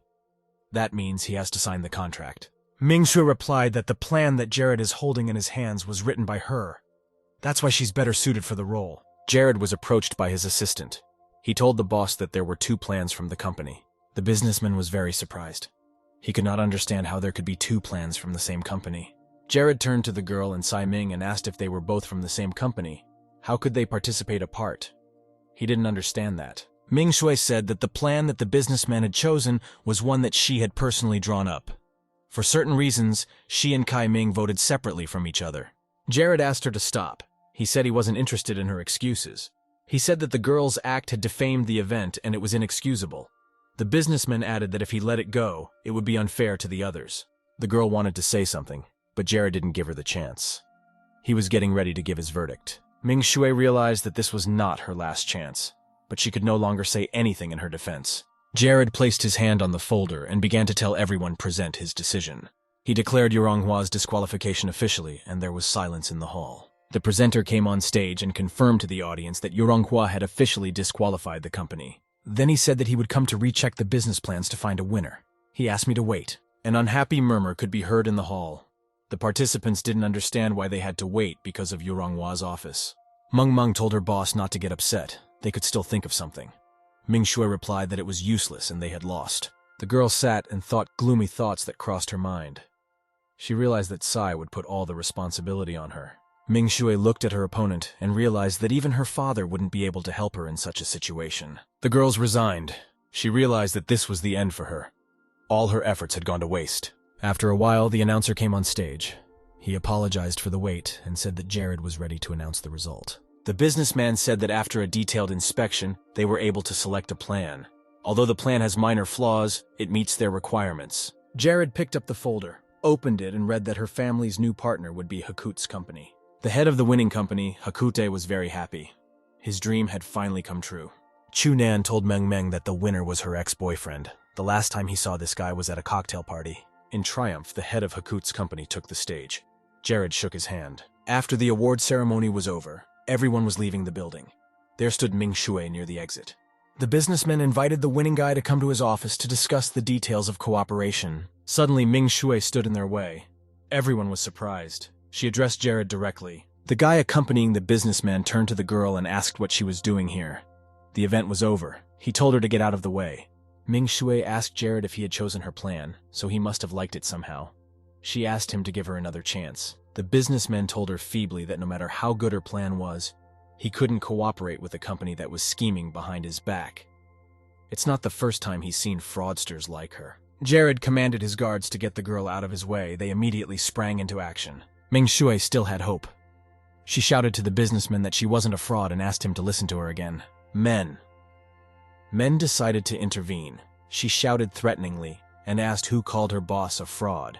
She added that if the businessman didn't know the truth, how could he judge? Jared was starting to lose his temper. He said it had nothing to do with him. He asked the girl if this was how they were supposed to behave as employees of the company. He told them once again to clean up. The guards started taking the girls away. Meng Meng shouted for the guards to get away from her. Ming Shui asked the guards to stop. The main character appeared from behind. He grabbed the guards' hands and freed his girlfriends. The girls were stunned by the guy's appearance. The protagonist told the guards to leave. He had something to say. The guy realized there was no point in hiding. He took off his glasses. He asked the businessman if he was behaving like a gentleman should. Jared was very surprised. He had never expected to see the main character here. The businessman was speechless for a moment. Chunan approached the businessman as if nothing had happened and said that although it was their first meeting, he didn't think the ladies were lying. He asked him to give them another chance. Jared found the strength to agree to the boy's proposal. He wondered to himself why Chunan was here. The businessman quickly came to his senses. In an official tone, he told the guy he was right. Jared said he had been testy and adamant. The people around the businessman were amazed by this change in him. They realized that something had happened, but they couldn't figure out exactly what it was. Jared invited Ming Shui into his office to negotiate. The girl happily agreed. She had another chance. They all walked up to the businessman's office. He invited them all to come into his office for a meeting. Meng asked Chunan with surprise what had just happened. He acted in complete surprise and incomprehension in front of her. Suddenly, the head of the victorious company, Hakute, stopped near the entrance. He looked at the protagonist and Men. He looked at the protagonist and Meng. Ming Shui had a productive negotiation with Jared. After they finished, they left his office. The businessman told the girl at the end of the meeting that after they talked about their general direction, they could go home and rest first. It was getting rather late. The girl thanked him for the opportunity. The businessman saw Chunan standing nearby. He gestured to Jared that he should be quiet now. Jared said cheerfully to the girl that he wanted to apologize very much for his behavior. The protagonist remained silent. He was glad that his attempt to help the girl was successful. Chunan realized that his work here was done. It was already a heavy night outside, but the city was living its life. The main character, Men, decided to take a walk. The guy said the liveliness of the city is so mesmerizing you forget how hungry you are. Meng said happily, "It's finally over. Ming Shui would finally be able to sleep." The girl recalled the events of the previous evening. She said it was strange how Jared had changed his attitude. Chunan told the girl to buy him a nice dinner for his efforts. Men agreed with the guy and suggested that he move on. She decided to distract herself and forget everything. The girl shouted excitedly that they would go to the best restaurants in this city. They moved down the street. They bought themselves some light food on sticks for a snack at one of the eateries and walked on. Then they entered a place and were greeted by the owner. The girl said that she was sure the food here was good. Men suggested choosing a seat by the window. Chunan glanced to the side and saw a suspicious guy with an old woman. The protagonist walked over and overheard their conversation. The old woman called her companion Xiaoyu Shu and asked if she was too old for him. The guy fervently asked her if she thought he was lying. Xiu Shu told the old woman that her inner world was much more beautiful than any lady's. The old woman was amazed at these words. A guy was sitting next to an elderly woman thinking happily that he had finally caught a big fish. He wanted to take all her money from her. To please the old woman, he decided to feed her with his hands. He asked her to open her mouth. The old woman was very pleased and flattered by such attention and care for her. She obediently opened her mouth. Suddenly, some lady came from the side. She slapped Xiao Shu's hands. The old woman was very frightened. The lady asked the guy who the woman next to him was. He was very surprised and did not know what to say. Xiao Shu gathered his thoughts and shouted to the woman to let him go. He also asked her how she knew he was here. The woman shouted at him why he no longer wanted his wife and children. She said she had given him all her money. He promised her he would always be with her. The guy was angry because the woman interrupted him. An old woman came up and asked the guy what was going on here. She was scared. The guy told her not to worry and that he would sort it out. Xiu Shu took the woman outside. He told her not to get excited. There were a lot of people around, and he suggested that she step back and talk. Meng, along with the main character at this time, sat and consumed the fish food at the table with gusto. The girl looked out the window, and something caught her attention. She saw that there was a guy beating someone in the alley nearby. Looking closely, she saw a young guy beating a woman on the ground. Meng jumped up sharply. She was outraged by what she saw and decided to run and help right away. Chunan worriedly asked where she was going. Meng walked confidently and determinedly outside to help the woman. Xiao Shu continued to beat the woman at this time. She was screaming but couldn't get up or even stand up. The woman screamed and asked the guy not to kill her. She promised that she would not bother him again and asked him to let her go. Xiao Shu slapped the woman and said he needed to tell her not to hit on him. He asked why she was here again. The beaten woman was lying on the ground. She could no longer get up or speak. At that time, Meng approached. The girl shouted menacingly that she was going to kill the guy and kicked him with all her might. He flew off to the side. Men approached the woman and asked if she was okay. The woman struggled to raise her head. Here the woman gathered her strength, stood up a little, and shouted loudly to the girl to be careful. Xiao Shu walked up behind the girl and hit her on the head with the stick with all his might. Meng fell to the ground. The guy was still holding his bruised head. He went up to the woman and said it was her fault. She was the one who got him in trouble. Xiao Shu prepared to hit the woman again and asked why she couldn't just be obedient. Xiao Shu stood threateningly beside his familiar lady and Meng Meng. He told the woman rudely that if she tried to find him again, she would not get off with a simple beating. Then the guy heard a noise from the side.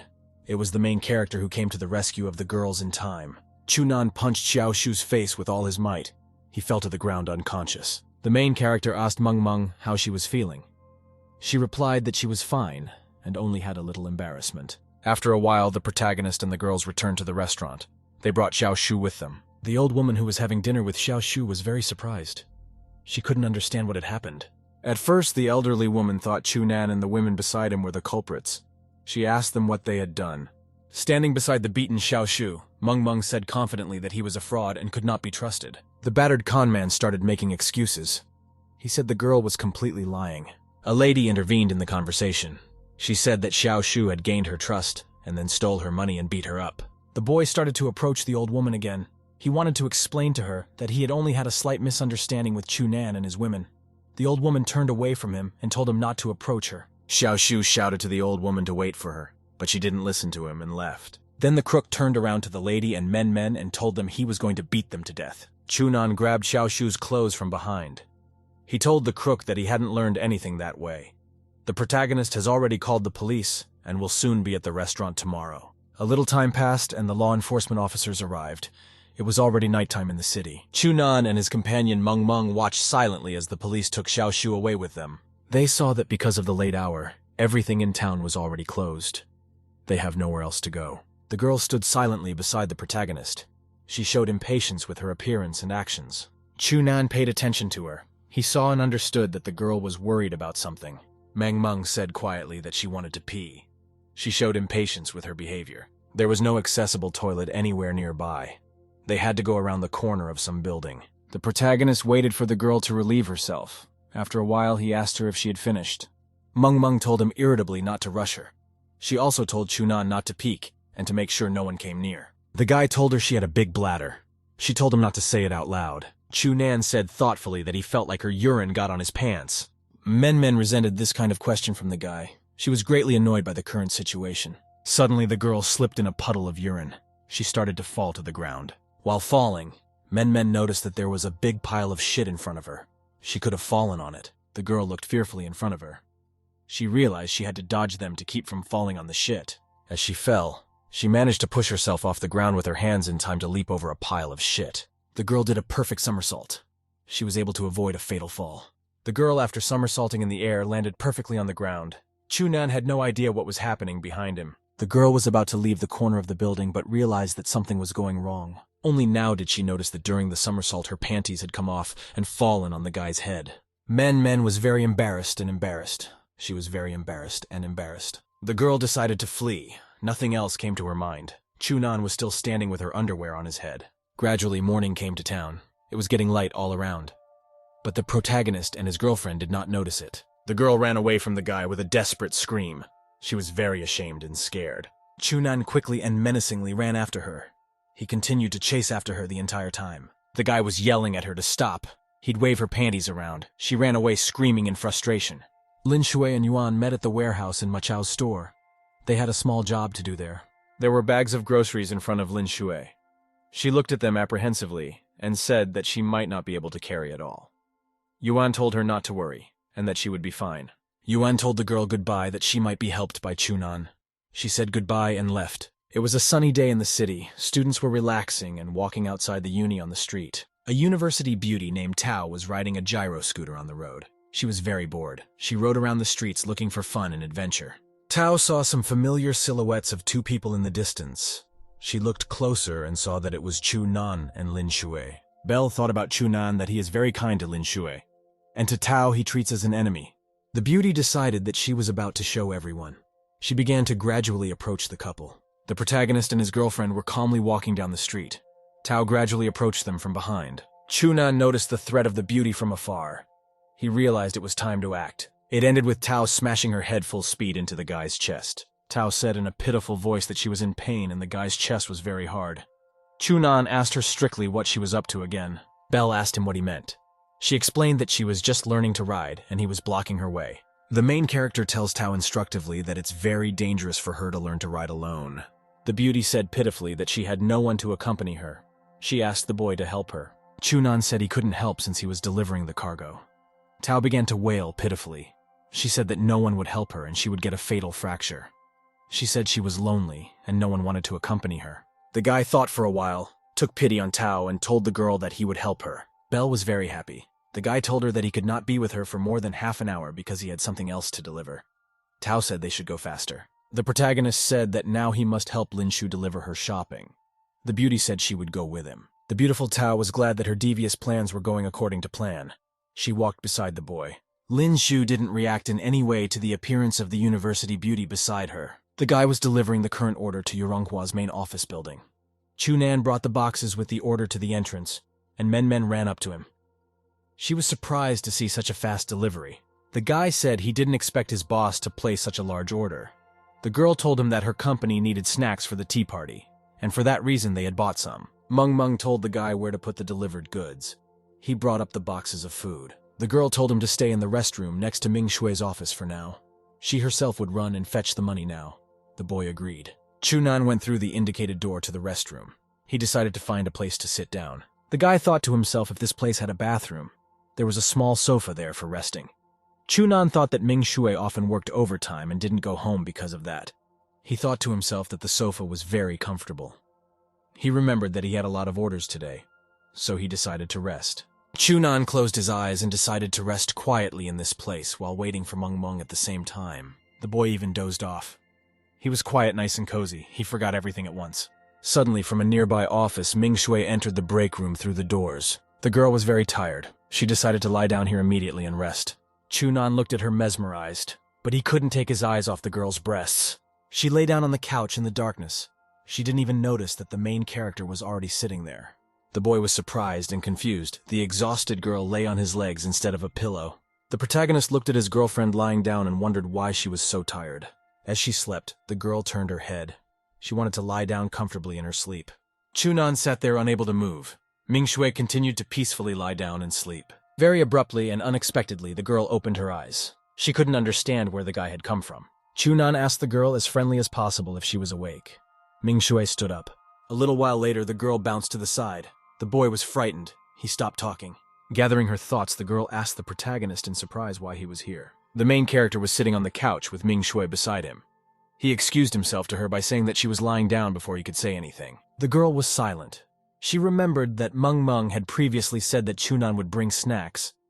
She couldn't believe that she had fallen asleep on the guy's lap. The doors opened and Men walked into the room. She told the guy excitedly that she had brought the money. She was very surprised to see the main character and her boss in the lounge room on the couch. Meng left after a short period of time, closing the door behind her. He realized her timing was bad. As she closed the doors, she said to herself to the protagonist and Min Mu that they shouldn't worry. She also wished for Min not to let her down. The protagonist sat next to the girl for a long time. They were silent. The guy was confused and embarrassed. Ming Shui went into the office and told Meng not to talk nonsense. She explained that Chunan had simply come to rest. The guy confirmed it. The protagonist said cheerfully that if they brought him the money, he could leave. Meng told her boss that Chunan is a good guy and she can make the first move. Ming Shui said it's not easy. She's all the more not interested in any relationship. The supervisor turned to the girl and asked her how her relationship was going.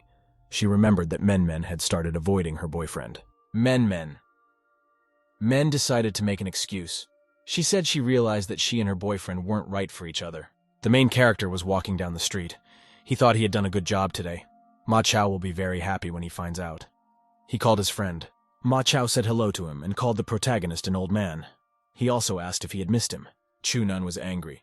He rudely told Ma Chao not to dare to call him old man. Having calmed down a bit, the protagonist asked his friend when he would transfer the money to his bank card. Ma Chao replied calmly and cheerfully so that the protagonist wouldn't worry. He said that he had lent him some money for urgent use. Chunan shouted to a friend on the phone that he had taken all his money. Because of this, the protagonist borrowed money from others for travel expenses. Ma Chao replied on the phone that the protagonist's voice is strong and powerful. He said he would be worried if Chunan starved to death. The protagonist shouted excitedly to his friend that he hadn't said everything yet and not to hang up. As the conversation ended, Chunan thought sadly that he would have to live as he had lived. The next day, Chunan received a call and was summoned to the company office for an important conversation. The guy was sitting at the table. Meng and Ming Shui were sitting across from him. He asked them what he had been summoned for. Meng, with a voice full of seriousness, asked him if he would like to work for their company. The guy was surprised at the offer. Meng pointed out that most of the positions in the company had been replaced by his own people, including the security department. Meng added that although this position is not important, the security department is responsible for the safety of the entire company. Now that the manager of this case has been replaced, Ming Shui's safety has become jeopardized. Ming Shui told the guy that she realizes that the offer is not very appropriate for him since he has another job. She said that she hoped he would consider it. The protagonist was thinking.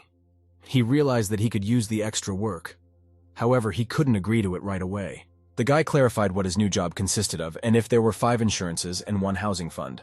The next day, Chunan came to his place of new employment. He opened the door of the security department. Chunan said hello to everyone and gave his name.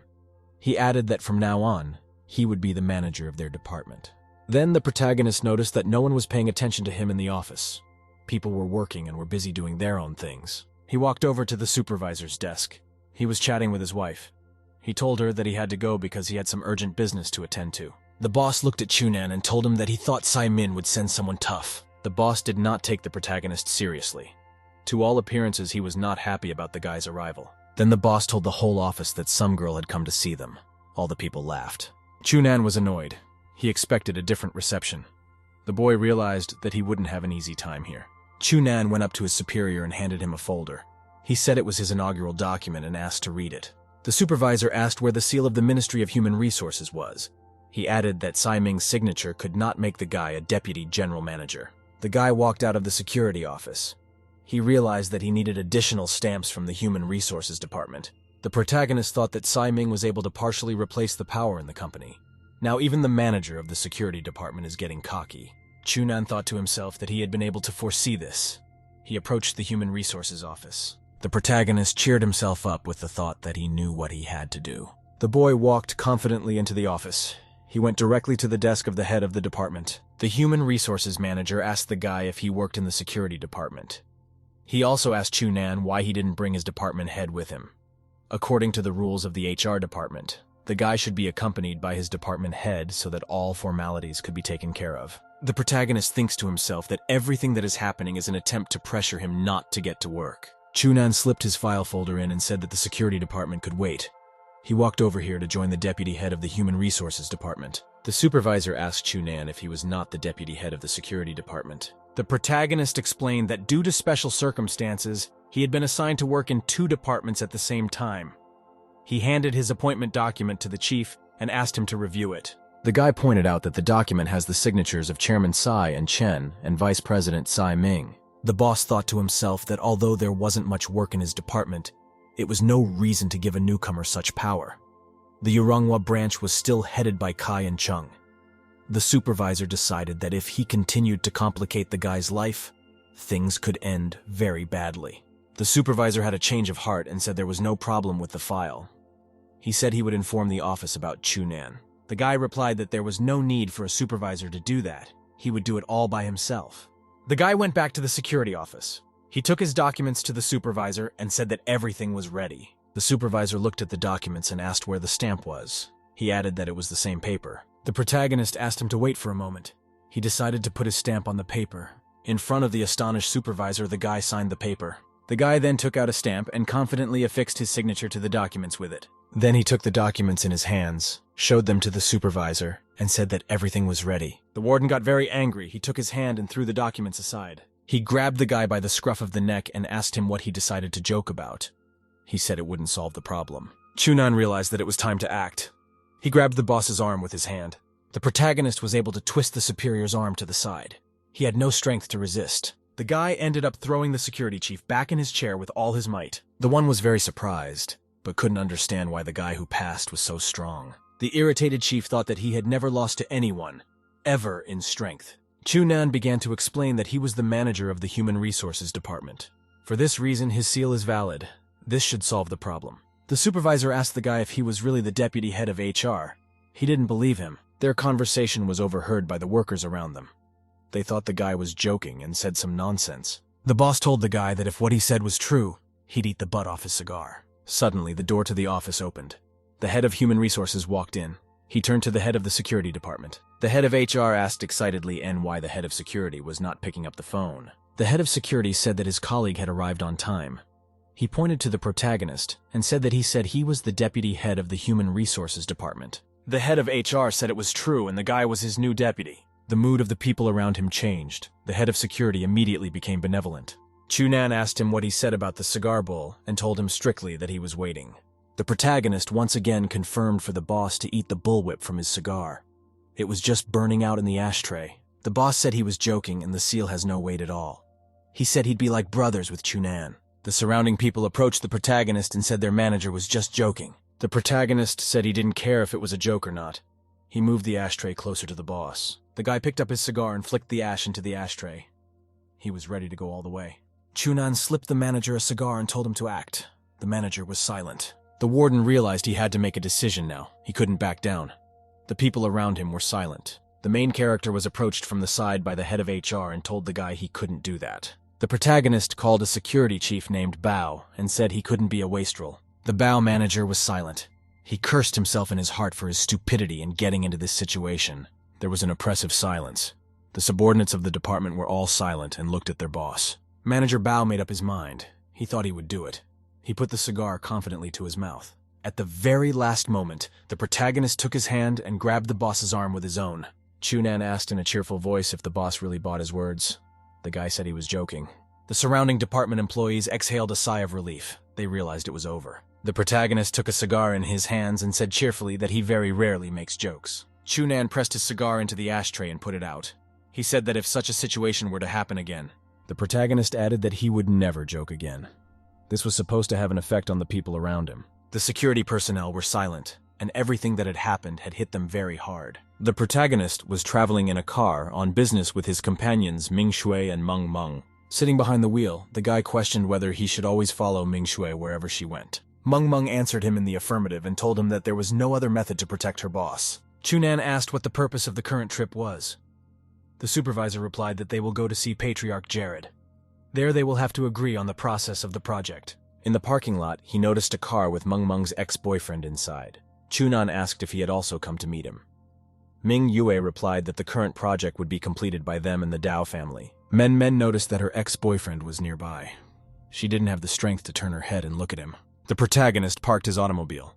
He was ready to go to the meeting together with his companions. The guy said he was parked and everyone could get out. Ming Shui told him that Mr. Tao couldn't start his car. She asked Chunan to help him. The guy agreed he had no other choice. He got out of the car and walked across the parking lot to Tao's car. Chunan asked Mr. Tao for permission to help him with his car. He remained thoughtfully silent. Tao let the guy into the car. He said he didn't know much about cars. Chunan said it's okay. He'll help. After thinking for a bit, Tao asked the main character why he was here. Chunan answered him cheerfully. Chunan detailed that he had recently taken a temporary job with Tsai Ming. He would help her do a few trifling things. Tao said softly that he had heard that Ming Shui was extremely tired lately. The protagonist said that he was all set with the car. The protagonist was ready to get out of the car. Tao grabbed him suddenly by his clothes and told him to wait. Tao asked Chunan very carefully if he knew the Patriarch Jared. The boy replied that he had seen him at the auction. Tao moved very close to Chunan. He was going to ask something very important. The protagonist smelled something wrong. He wondered to himself why Tao was spraying herself so much perfume. Tao, with a shrewd look, asked the protagonist not to lie to him. Chunan thought to his interlocutor that how could it be that he was prettier than some women. Tao was right next to the main character. He told Chunan that he had met Jared once before. The girls in the car were agitated by the long absence of their drivers and the guard. Men looked out the window. The girl noticed that the guys in the car were sitting very close to each other. She wondered what they were doing there. After the events in the car, a sepulchral silence hung in the hall. Nan didn't know what to say to the girls. Meng gets very close to Nan's face. The girl has one question after what happened. Meng couldn't wait to find out what the guy was doing in the car for so long. The man in the green suit looked at Nan smilingly. Embarrassed, Nan tries to explain that nothing happened in the car and that he was only helping. Meng glances at the man and asks if he had done something to the boy. Nan blushes even more and slams his fist on the table with a statement that he would never allow any impropriety to be done to him. The man, deciding to banter, adds that he is not interested in such a relationship. Nan was infuriated by the teasing. At that moment, the door to the office opened and the unknown man shouted excitedly. Everyone sitting at the desk turned their attention to the man. The man couldn't be happy to see Nan. He was acting like a real fan. Nan tried not to react to this and sat quietly. Nan stood up from the table and shook the man's hand. In his mind, he was indignant at the greeting, because he might have been suspected. Nan, through sweat and excitement, tries to keep smiling. He adds that he is glad to meet him and that the man remembers him. The man immediately realizes that he made a mistake. Taken aback, the man laughs loudly and calls Nanya gallant. Min, watching this whole situation, was slightly embarrassed. She assumed that Nan was popular with the men. After the girl thought of him, Nan suddenly sneezed. As soon as everyone is seated at the table, the conference begins. A man in a white suit presents a plan to build a theme park. The whole room listens attentively. Because of the scale of the plan, the man in the green suit thought about the possibility of realization. It was also planned to realize in various recreation areas and build a hotel with a beautiful name, Bright Star of China, in the center of the park. Min also thought about all the possible realizations of such a large-scale plan. The man presenting the presentation adds that their project can overtake the well-known Disney parks. Lowering her gaze to the table, Min realizes that the company's plan is much bigger than that. She thinks it's a plan that they can't afford to implement. The man in the green suit declares that they don't have the strength to realize such a serious plan with only the help of 2 families. The boss of this whole project adds with a laugh that he realizes how hard this project is. That's why the man invited other small companies in addition to the 2 families. The man stares at the front door, inviting other people to the meeting as well. Everyone at the table was surprised at this turn. The crowd slowly walked into the hall and took a seat at the table. In addition to the unknown investors, Min's acquaintances were also present. With a caustic smile, Chen Yueming was happy to see old acquaintances. Zhao Shu, the man with glasses, adds that he will be happy to work with them and hopes they can find common ground.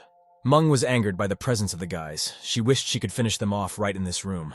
Nanyu was ashamed of these guys and their awkward greeting. Gradually, all investors and those interested in this project settled down in the free seats and began to listen to the presentation on the entertainment center. The project chief begins his speech by saying that he was already aware of the availability of a developer at one of the theme project companies. He decides to invite this developer to design their resort park. The man in the green suit, Tao Duoduo, smilingly watched the reaction of the audience. Chen and Zhao, with other investors nearby, were put in charge of the construction and subdivision of the area. Min, with a serious face, decides to clarify what the duties from her company are. Min didn't understand why all the duties were distributed to other companies. She assumed the man was still angry with her. Nan folded her arms, looking the man straight in the eyes with a questioning expression. The project chief states that once the hotel is built, they will need a company that will be responsible for operating the entire project. The man claims that the Yuronghua company will be responsible for it. Everyone was greatly disturbed and surprised by this news. Chen was angered by such a statement, and Zhao didn't even know what to add. Min looked at the man questioningly. She didn't know what to say to that. The girl decides to ask again if she heard it correctly. Nan was as perplexed as everyone else. The man smilingly points his finger upwards to Nan, believing that this is exactly what he wanted. Nan turns away from the man with a dejected face. Chen couldn't help but decide to stand up. He was angered by the man's statement, not happy that this family was being given the right to run the entire hotel and project. The man with the serious face nods approvingly, confirming his statement. Chen was still unhappy with this outcome.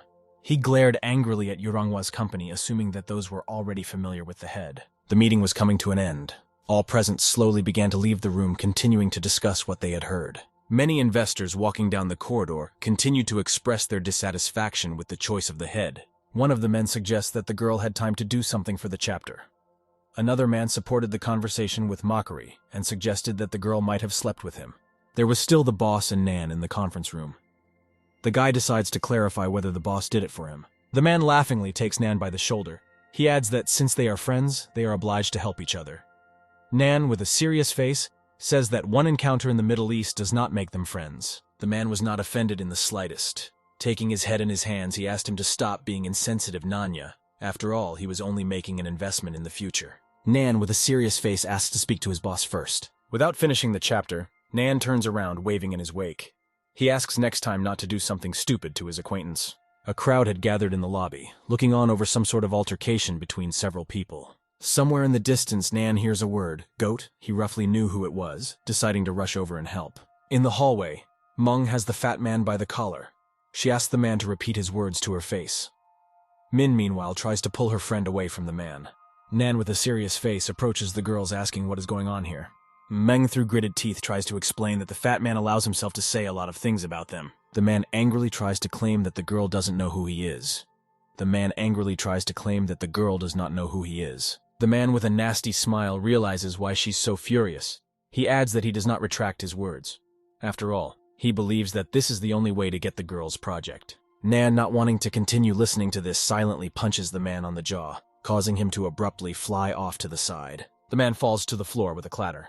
The girls were surprised by Nan's presence. The man's son runs up to the lying man. The boy was concerned about his father's condition. The guy's face changes drastically. With an embittered face, he declares that those will not get away with it, and he will definitely deal with it. Nan realized with a sigh that he had overdone the punch and should be more restrained. Meng was concerned about that. She didn't want the man to die. The boss himself was also watching the incident. The man asks his assistant to remove this company as a partner, and also warn the others so that no one provokes Chu Nan. The action moves to the downtown office of the Yuronghua family. Min was having a conference with her subordinates. She was wondering why the finance department and marketing department didn't show up for the meeting.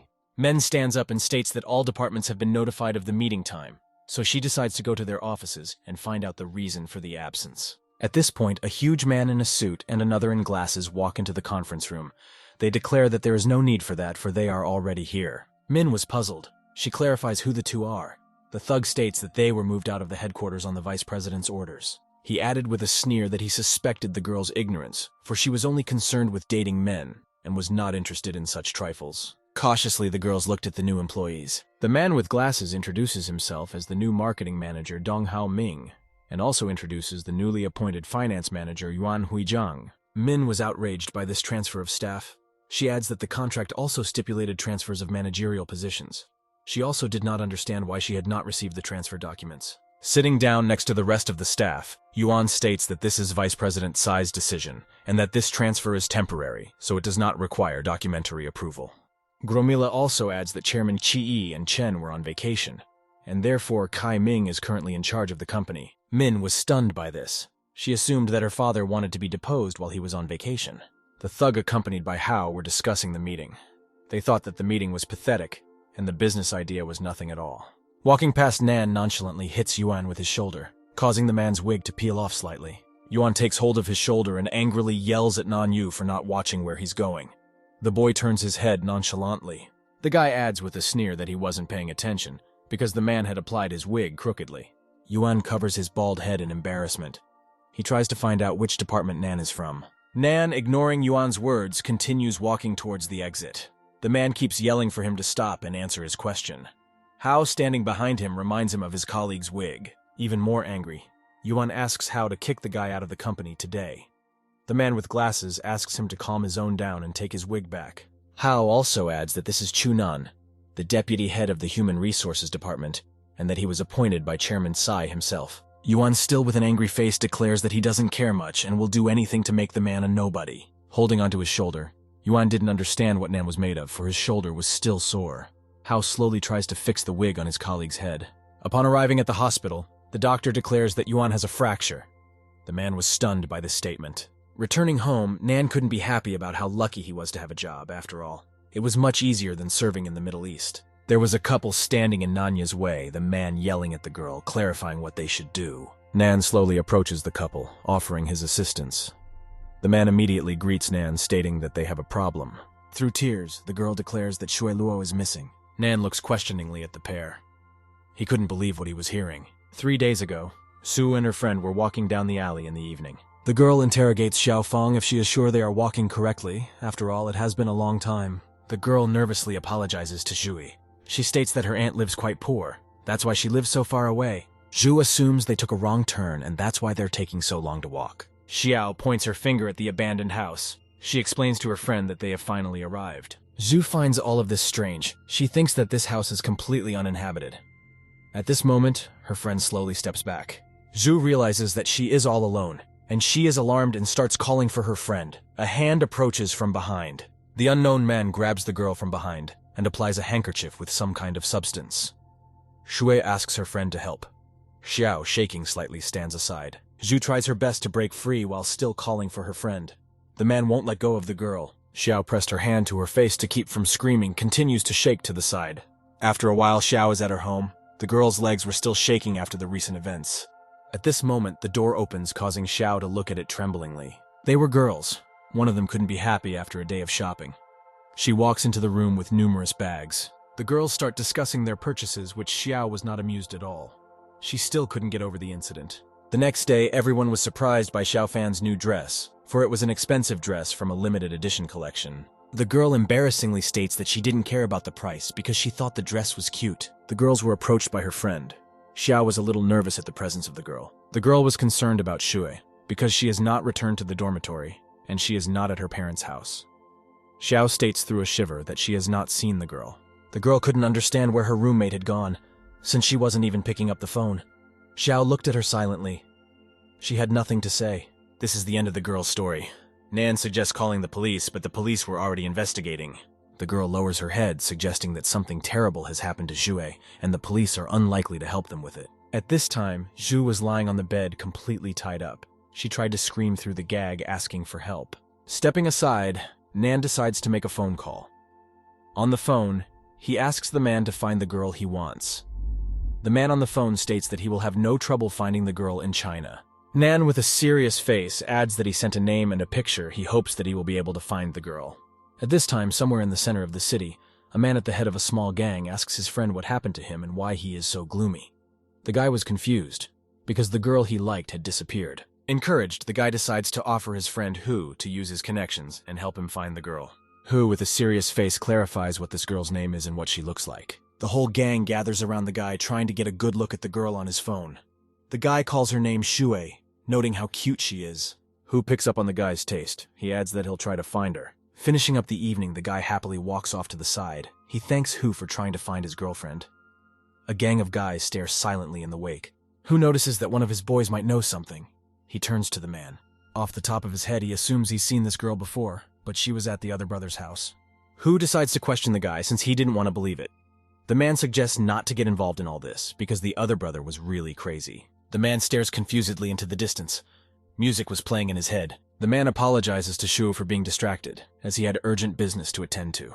The girl was lying tied up on the bed at the time. The girl is not desperate, still asking for forgiveness and for the man to let her go. Ignoring the girl's requests, the man asks the girl where she wants to start. The man was choosing a torture device for the girl.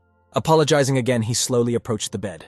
In one of his hands, he held a huge iron tongs. Leaning over Shu's face, he declares that he can't let the girl leave because she has too attractive a scent.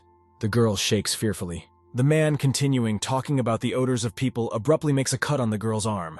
Shu clenched her teeth in pain. A man in ecstasy put several fingers in his mouth. It made him blush intensely. He couldn't calm down from the taste. At that moment, someone starts knocking loudly on the door. The man became alarmed. The man reminds them that he asked not to be disturbed. The man at the door states that Brother Hu has come to see them and has an important conversation. The man was puzzled as to what Hu had come for and what he planned to find out. Walking down the street, Nan's phone rang. It was the informant saying that he was already able to find the right address. Nan thanked him and was on his way there.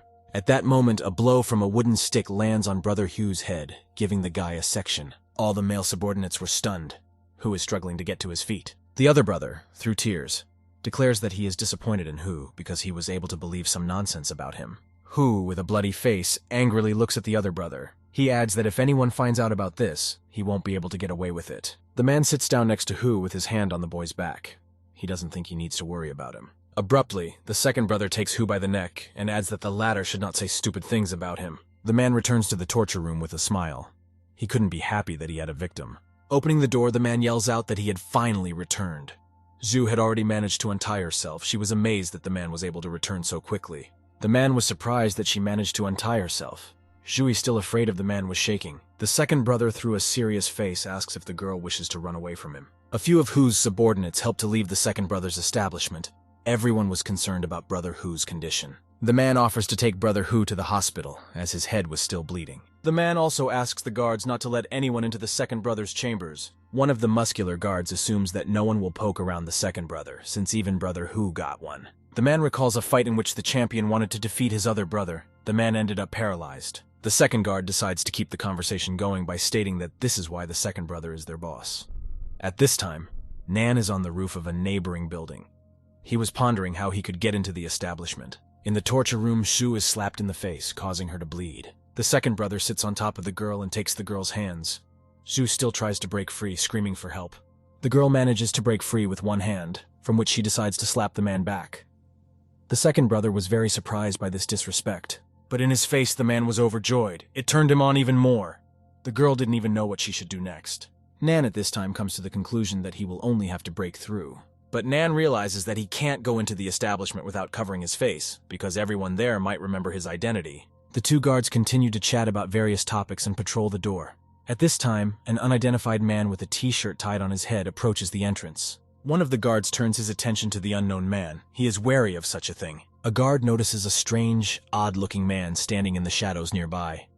The second guard stands puzzled.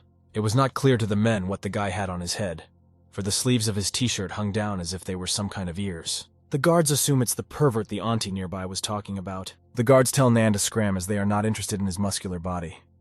Nan stands puzzled to hear this. Nan abruptly starts up and starts running towards the two guards. The men were amazed at this speed. They couldn't understand what this unknown man wanted. Nan abruptly kicks one of the guards in the head with his foot, causing him to start falling to the ground. The second guard decides to attack from the back. He manages to take a swing at Nanya. But Nan turns around sharply and hits the one with his huge fist back. After hitting the man's jaw, he also flies off to the side. Nan decides to finish off his opponent and also throws several punches to the chest of the second guard. As both guards fall down in pain, Nan decides to continue on to the inside of the establishment. Standing in Nan's path down the corridor was one huge bald man and his subordinates. Nan continued to run towards the men without a second thought. They looked at the unknown man's action in bewilderment. Nan pounces on the bald man and hits him in the face with his knee. The rest of the crowd backs away in fright. Nan delivers his one elbow strike to the bald man's neck, causing him to slowly begin to fall onto his back. The rest of the crowd, from such insolence, decides to gang up on one Nanya. Using his fists and feet, he begins to deliver a series of blows one at a time, causing everyone to fall. It seemed to some present that the unknown man had lightning bolts around his fists. Nan continued to sway the crowd to the side for a while longer, slowly making his way towards the second brother's office. Having finished with the bulk of the crowd, Nan had one shaking teenager left in his path. Nan takes the one by his shirt, making the frightened guy beg not to hit him because he was too weak. Nan wonders to the guy where the girl is now. In an attempt to deceive John Doe, the guy claims they don't have any girlfriends. Nanya was not satisfied with such an answer, from which he decides to put his hand in the guy's mouth. With a slight movement of her hand, Nan pulls out one of the guy's teeth, causing him to wail loudly. Nan holds the guy's tooth and tells him to take him to the girl. Taking a face, the guy agrees with the unknown man. He decides to guide Nani to the right place. Nan offers to take the tooth back to the guy, as the tooth is wormy. The girl was still in confinement. The second brother beats Shu with a whip, causing her shirt to tear. The man continued to abuse the defenseless girl by beating her with a whip. Stopping, the man declares to the girl that in the future the girl will like it and understand all this fun. Shu stood helplessly with her head tilted. Someone starts knocking loudly on the door of the torture room. The man is starting to feel uneasy. The man turns his head sharply. He once again reminds his subordinate not to be disturbed. A few more bangs are heard at the door. The man gets extremely angry and heads for the door. He angrily muttered something to himself. Clenching his fists, he walks towards the door. Opening the latch with unnatural force, the second brother was thrown back. In the doorway stood Nan nonchalantly. Nan continues to look at the other brother, who is trying to stand up through force. With a huge bruise on his cheek, he tries to find out who this unknown person is who dared to bother him. Nanyu observes the very same missing girl. Sua was badly beaten and hung by her hands in handcuffs. It seemed to Nanyu that the girl was unconscious, for her head was down and her mouth was covered with a gag. Nanya was really pissed off by this, but he preferred not to say anything. He looked at the other brother with a cold gaze. Once again, the lad starts off sharply fast, aiming for the second brother. Before he can group himself, Nan manages to land the first blow on his second brother. This was followed by another blow to the man's arm. The other brother struggled to cover himself with his hands. Nan wasn't going to stop there and decides to deliver a series of punches all over the second brother's body. Jerking back, the second brother notices that the unknown man is trying to reach his vital organs with every possible blow. The man's hand was badly mangled and began to tremble. The second brother did not know what to do. Nan, looking at the man, also notices that his opponent is not a weak man. He was able to block all of his punches. Abruptly, the second brother decides to take his whip from the table. The man catches up the whip with a light movement of his hand. Nan's body. The boy has no time to react. The man, through a caustic smile, tightens the whip sharply around Nanya's neck. Nan was surprised at this. The whip tied his neck several times. Nan, without waiting for the lethal outcome, takes two hands on the whip and pulls it towards himself. The other brother couldn't hold on to it and flew up into the air. He couldn't believe that an ordinary guy could lift him. Nan, with all her strength, tries to knock the man over and throw him against the ground. The second brother, realizing that there was nothing left for him to do, continued, gritting his teeth, holding on to the whip. Already approaching the wall, the man manages to put his legs out and lean on them. But that doesn't stop Nan, and he throws the whip around the man's neck himself. The second brother was amazed at his speed. After that, Nan squeezes the man's neck with all his might and throws him to the ground. The second brother's face turned pale. He was exhausted and badly injured after the battle with Nan. Waking up after everything, the other brother was already bound with his own whip. Nan had already finished with it and was planning to get up. The man decides to approach Nan to ask him what he wants from him. He still didn't understand the reason for the fight. Nan leans over to the other brother through laughter. He sweats profusely and asks to be let go, then shouts. A moment later, Nan was already heading towards the girl. Shu asked her to stay away from him. The guy says he came to help her. Through her tears, the girl couldn't believe that someone had come for her. She also didn't understand why her savior was dressed so strangely. Nan holds out the phone to the girl with the words that he has sorted everything out, and she should call the police. The girl takes the phone at a loss. Nan nonchalantly turns around and heads towards the exit. Shu didn't understand why the guy was leaving so easily. Nan reassures the girl repeatedly. He was willing to still be with her until the police arrived. Nan also decides to apply his healing ointment. He asks the girl to be patient, as it will not be pleasant at first. Jue grits her teeth and endures the pain. The girl is surprised to hear that the pain is already gone. Nan, sitting next to her, asks her to take this ointment for a month, and then all the scars and wounds will go away by themselves. The girl gets a little upset and tries to apologize for mistaking Nanya for a pervert. A siren sounds outside the window, which Nan immediately pays attention to. The girl also heard this sound and became very excited. Zhu walks out of the room saying that the police have already arrived. Looking around, the girl couldn't find the guy. She realized that he had already managed to leave. All the police in the area arrived at the spot. It gradually began to collect the injured criminals. One of the officers headed onward. His task was to find the very secret torture room where the prisoner was. Having found the right room, the policemen enter it abruptly. They were very surprised to see such a sight. The cops couldn't believe what they saw. One of the officers was slightly freaked out. At that time, the second brother was suspended from the ceiling. He was completely unclothed and gagged. The man was twitching and trying to say something to the police. One of the policemen watching decides to take a picture. The second brother started to twitch even faster and scream into the gag. Already at the station, Zhu told everything she knew about the incident. The officer tried to document everything, and he was also concerned about her rescuer's appearance. Holding out paper and pen, the girl immediately began drawing her savior. She adds that the man's head was covered with a cloth, so she did not know his full appearance. The officer was confused, for the piece of paper showed a strange man with muscles and ears on his head. Police also arrived at the school, opening the door to one of the classrooms they searched for the girl. Walking into the classroom, the police clarifies which student is Xiaofeng. The girl still could not get away from the incident. She was shaking. The students could not understand what was going on and why the police came to the classroom. The girl's hands were handcuffed. The girl was still trembling with fear. Leading Xiao out of the classroom, she tried to justify her actions, apologizing numerous times for it. At this time, Nan was at his workstation. He was lazily yawning. His partner notices that Nan didn't sleep well that night. Leaning on his arm, he blames it on mosquitoes. The door of the establishment opens and a girl shouting declares that Zhu has been found and she is fine. Ma was also surprised by this. Ma was greatly relieved at this outcome. He wondered about the girl's health. The girl confirms Zhu's integrity. She also invites the guys to meet her. Ma takes Nan by his shirt and wishes to meet her. Nan couldn't understand why no one asked him. Zhu was at this time trying to work in her usual place. She was saying goodbye to the next of her clients. The girl and the guys enter the restaurant and greet Shui. The girl was surprised by such an encounter. She still couldn't move away from what had happened. Yuan was worried about her friend since she continued working after what happened. Shui smilingly asks her to wait a little while she prepares a bowl of noodles for her friend. Back at the table, Zhu explains that her parents had a heavy workload, and so she decided to help them out on her own. Zhu has already removed the bowl from the tray, but Ma decides to help the girl. Still reeling from the incident, the girl gets scared and knocks over the plate. Ma was confused. He didn't want to mess up such a noodle. Nan silently observes all of this. Ma rubs the back of his head confusedly. Yuan accuses him of being clumsy, but Shui explains that her hands shook and it was her own fault. Zhu was troubled by this. She still couldn't move away from the incident. Nan also picks up on the girl's reaction.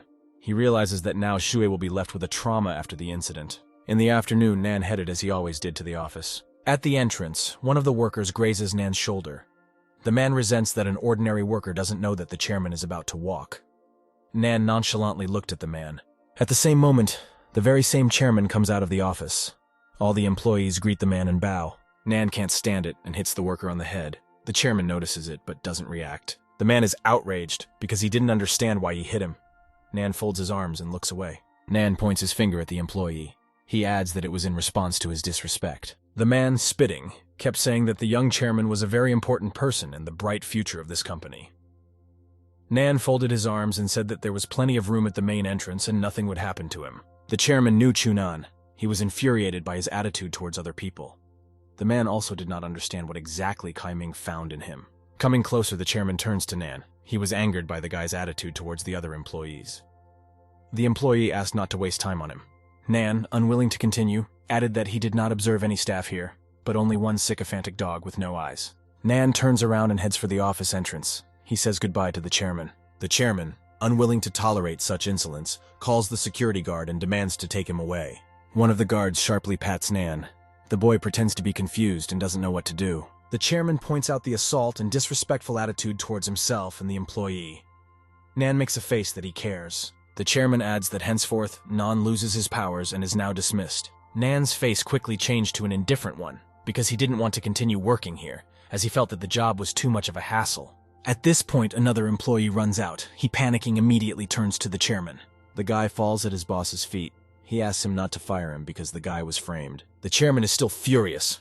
Not realizing who the employee is, he asks that both men be thrown out. Security throws Nan and the finance worker out. The guy, through tears, explains that he's really screwed, as he'll still need to pay back the money for the accident. Nan, hearing that the guy was set up by Yuan, offers to help him. At this time, the man with glasses reports to Yuan that Nanyi has been kicked out of his duty. The man was surprised by this. Through an acerbic smile, he considers it a miracle, for he could not yet forgive Nan for his broken arm. Yuan starts laughing loudly afterwards, believing that this is karma for him. At this point, the man suffers a dislocation. His shoulder goes sideways before it is healed. From the intense pain, Yuan twists, and the wig falls off again. Confused, his subordinate offers to help. Nan walking back into the office with the guy. He calms the financier down. The guy continued to be nervous because he was promised that he would not be allowed inside again. Min with a serious face clarifies to Nan that they will tell her this time. Min clarifies if the one is the head of the finance department, who was recently fired for wasting company funds. Nan decides to speak up for the guy, that she should listen to the one, because the situation is not as simple as it seems. The guy through his nerves explains that he was set up by Yuan, the manager of the finance department. A few months ago, Yuan asked to join a guy in a conversation for communication between employees. Suspecting nothing, the guy joined the conversation and continued to work as normal. Thus, the guy spent a whole month in this conversation. One day, Yuan had an appointment, causing the man to ask not to be disturbed. He was approached by Yuan in chat asking him to transfer funds to a number. The guy checked with Changgu's manager and he confirmed his account. After that, he transferred the funds to the card. The next day, the guy realizes that not a single person from his department was in that conversation. The guy immediately approached Yuan to clarify the matter, after which the man said that he never asked the guy to join chat rooms. Then he went to the manager Chang, but he denied everything. The guy was scared out of his wits and didn't know what to do. Thus, the guy became a victim of internet scammers. He did not know what to do next.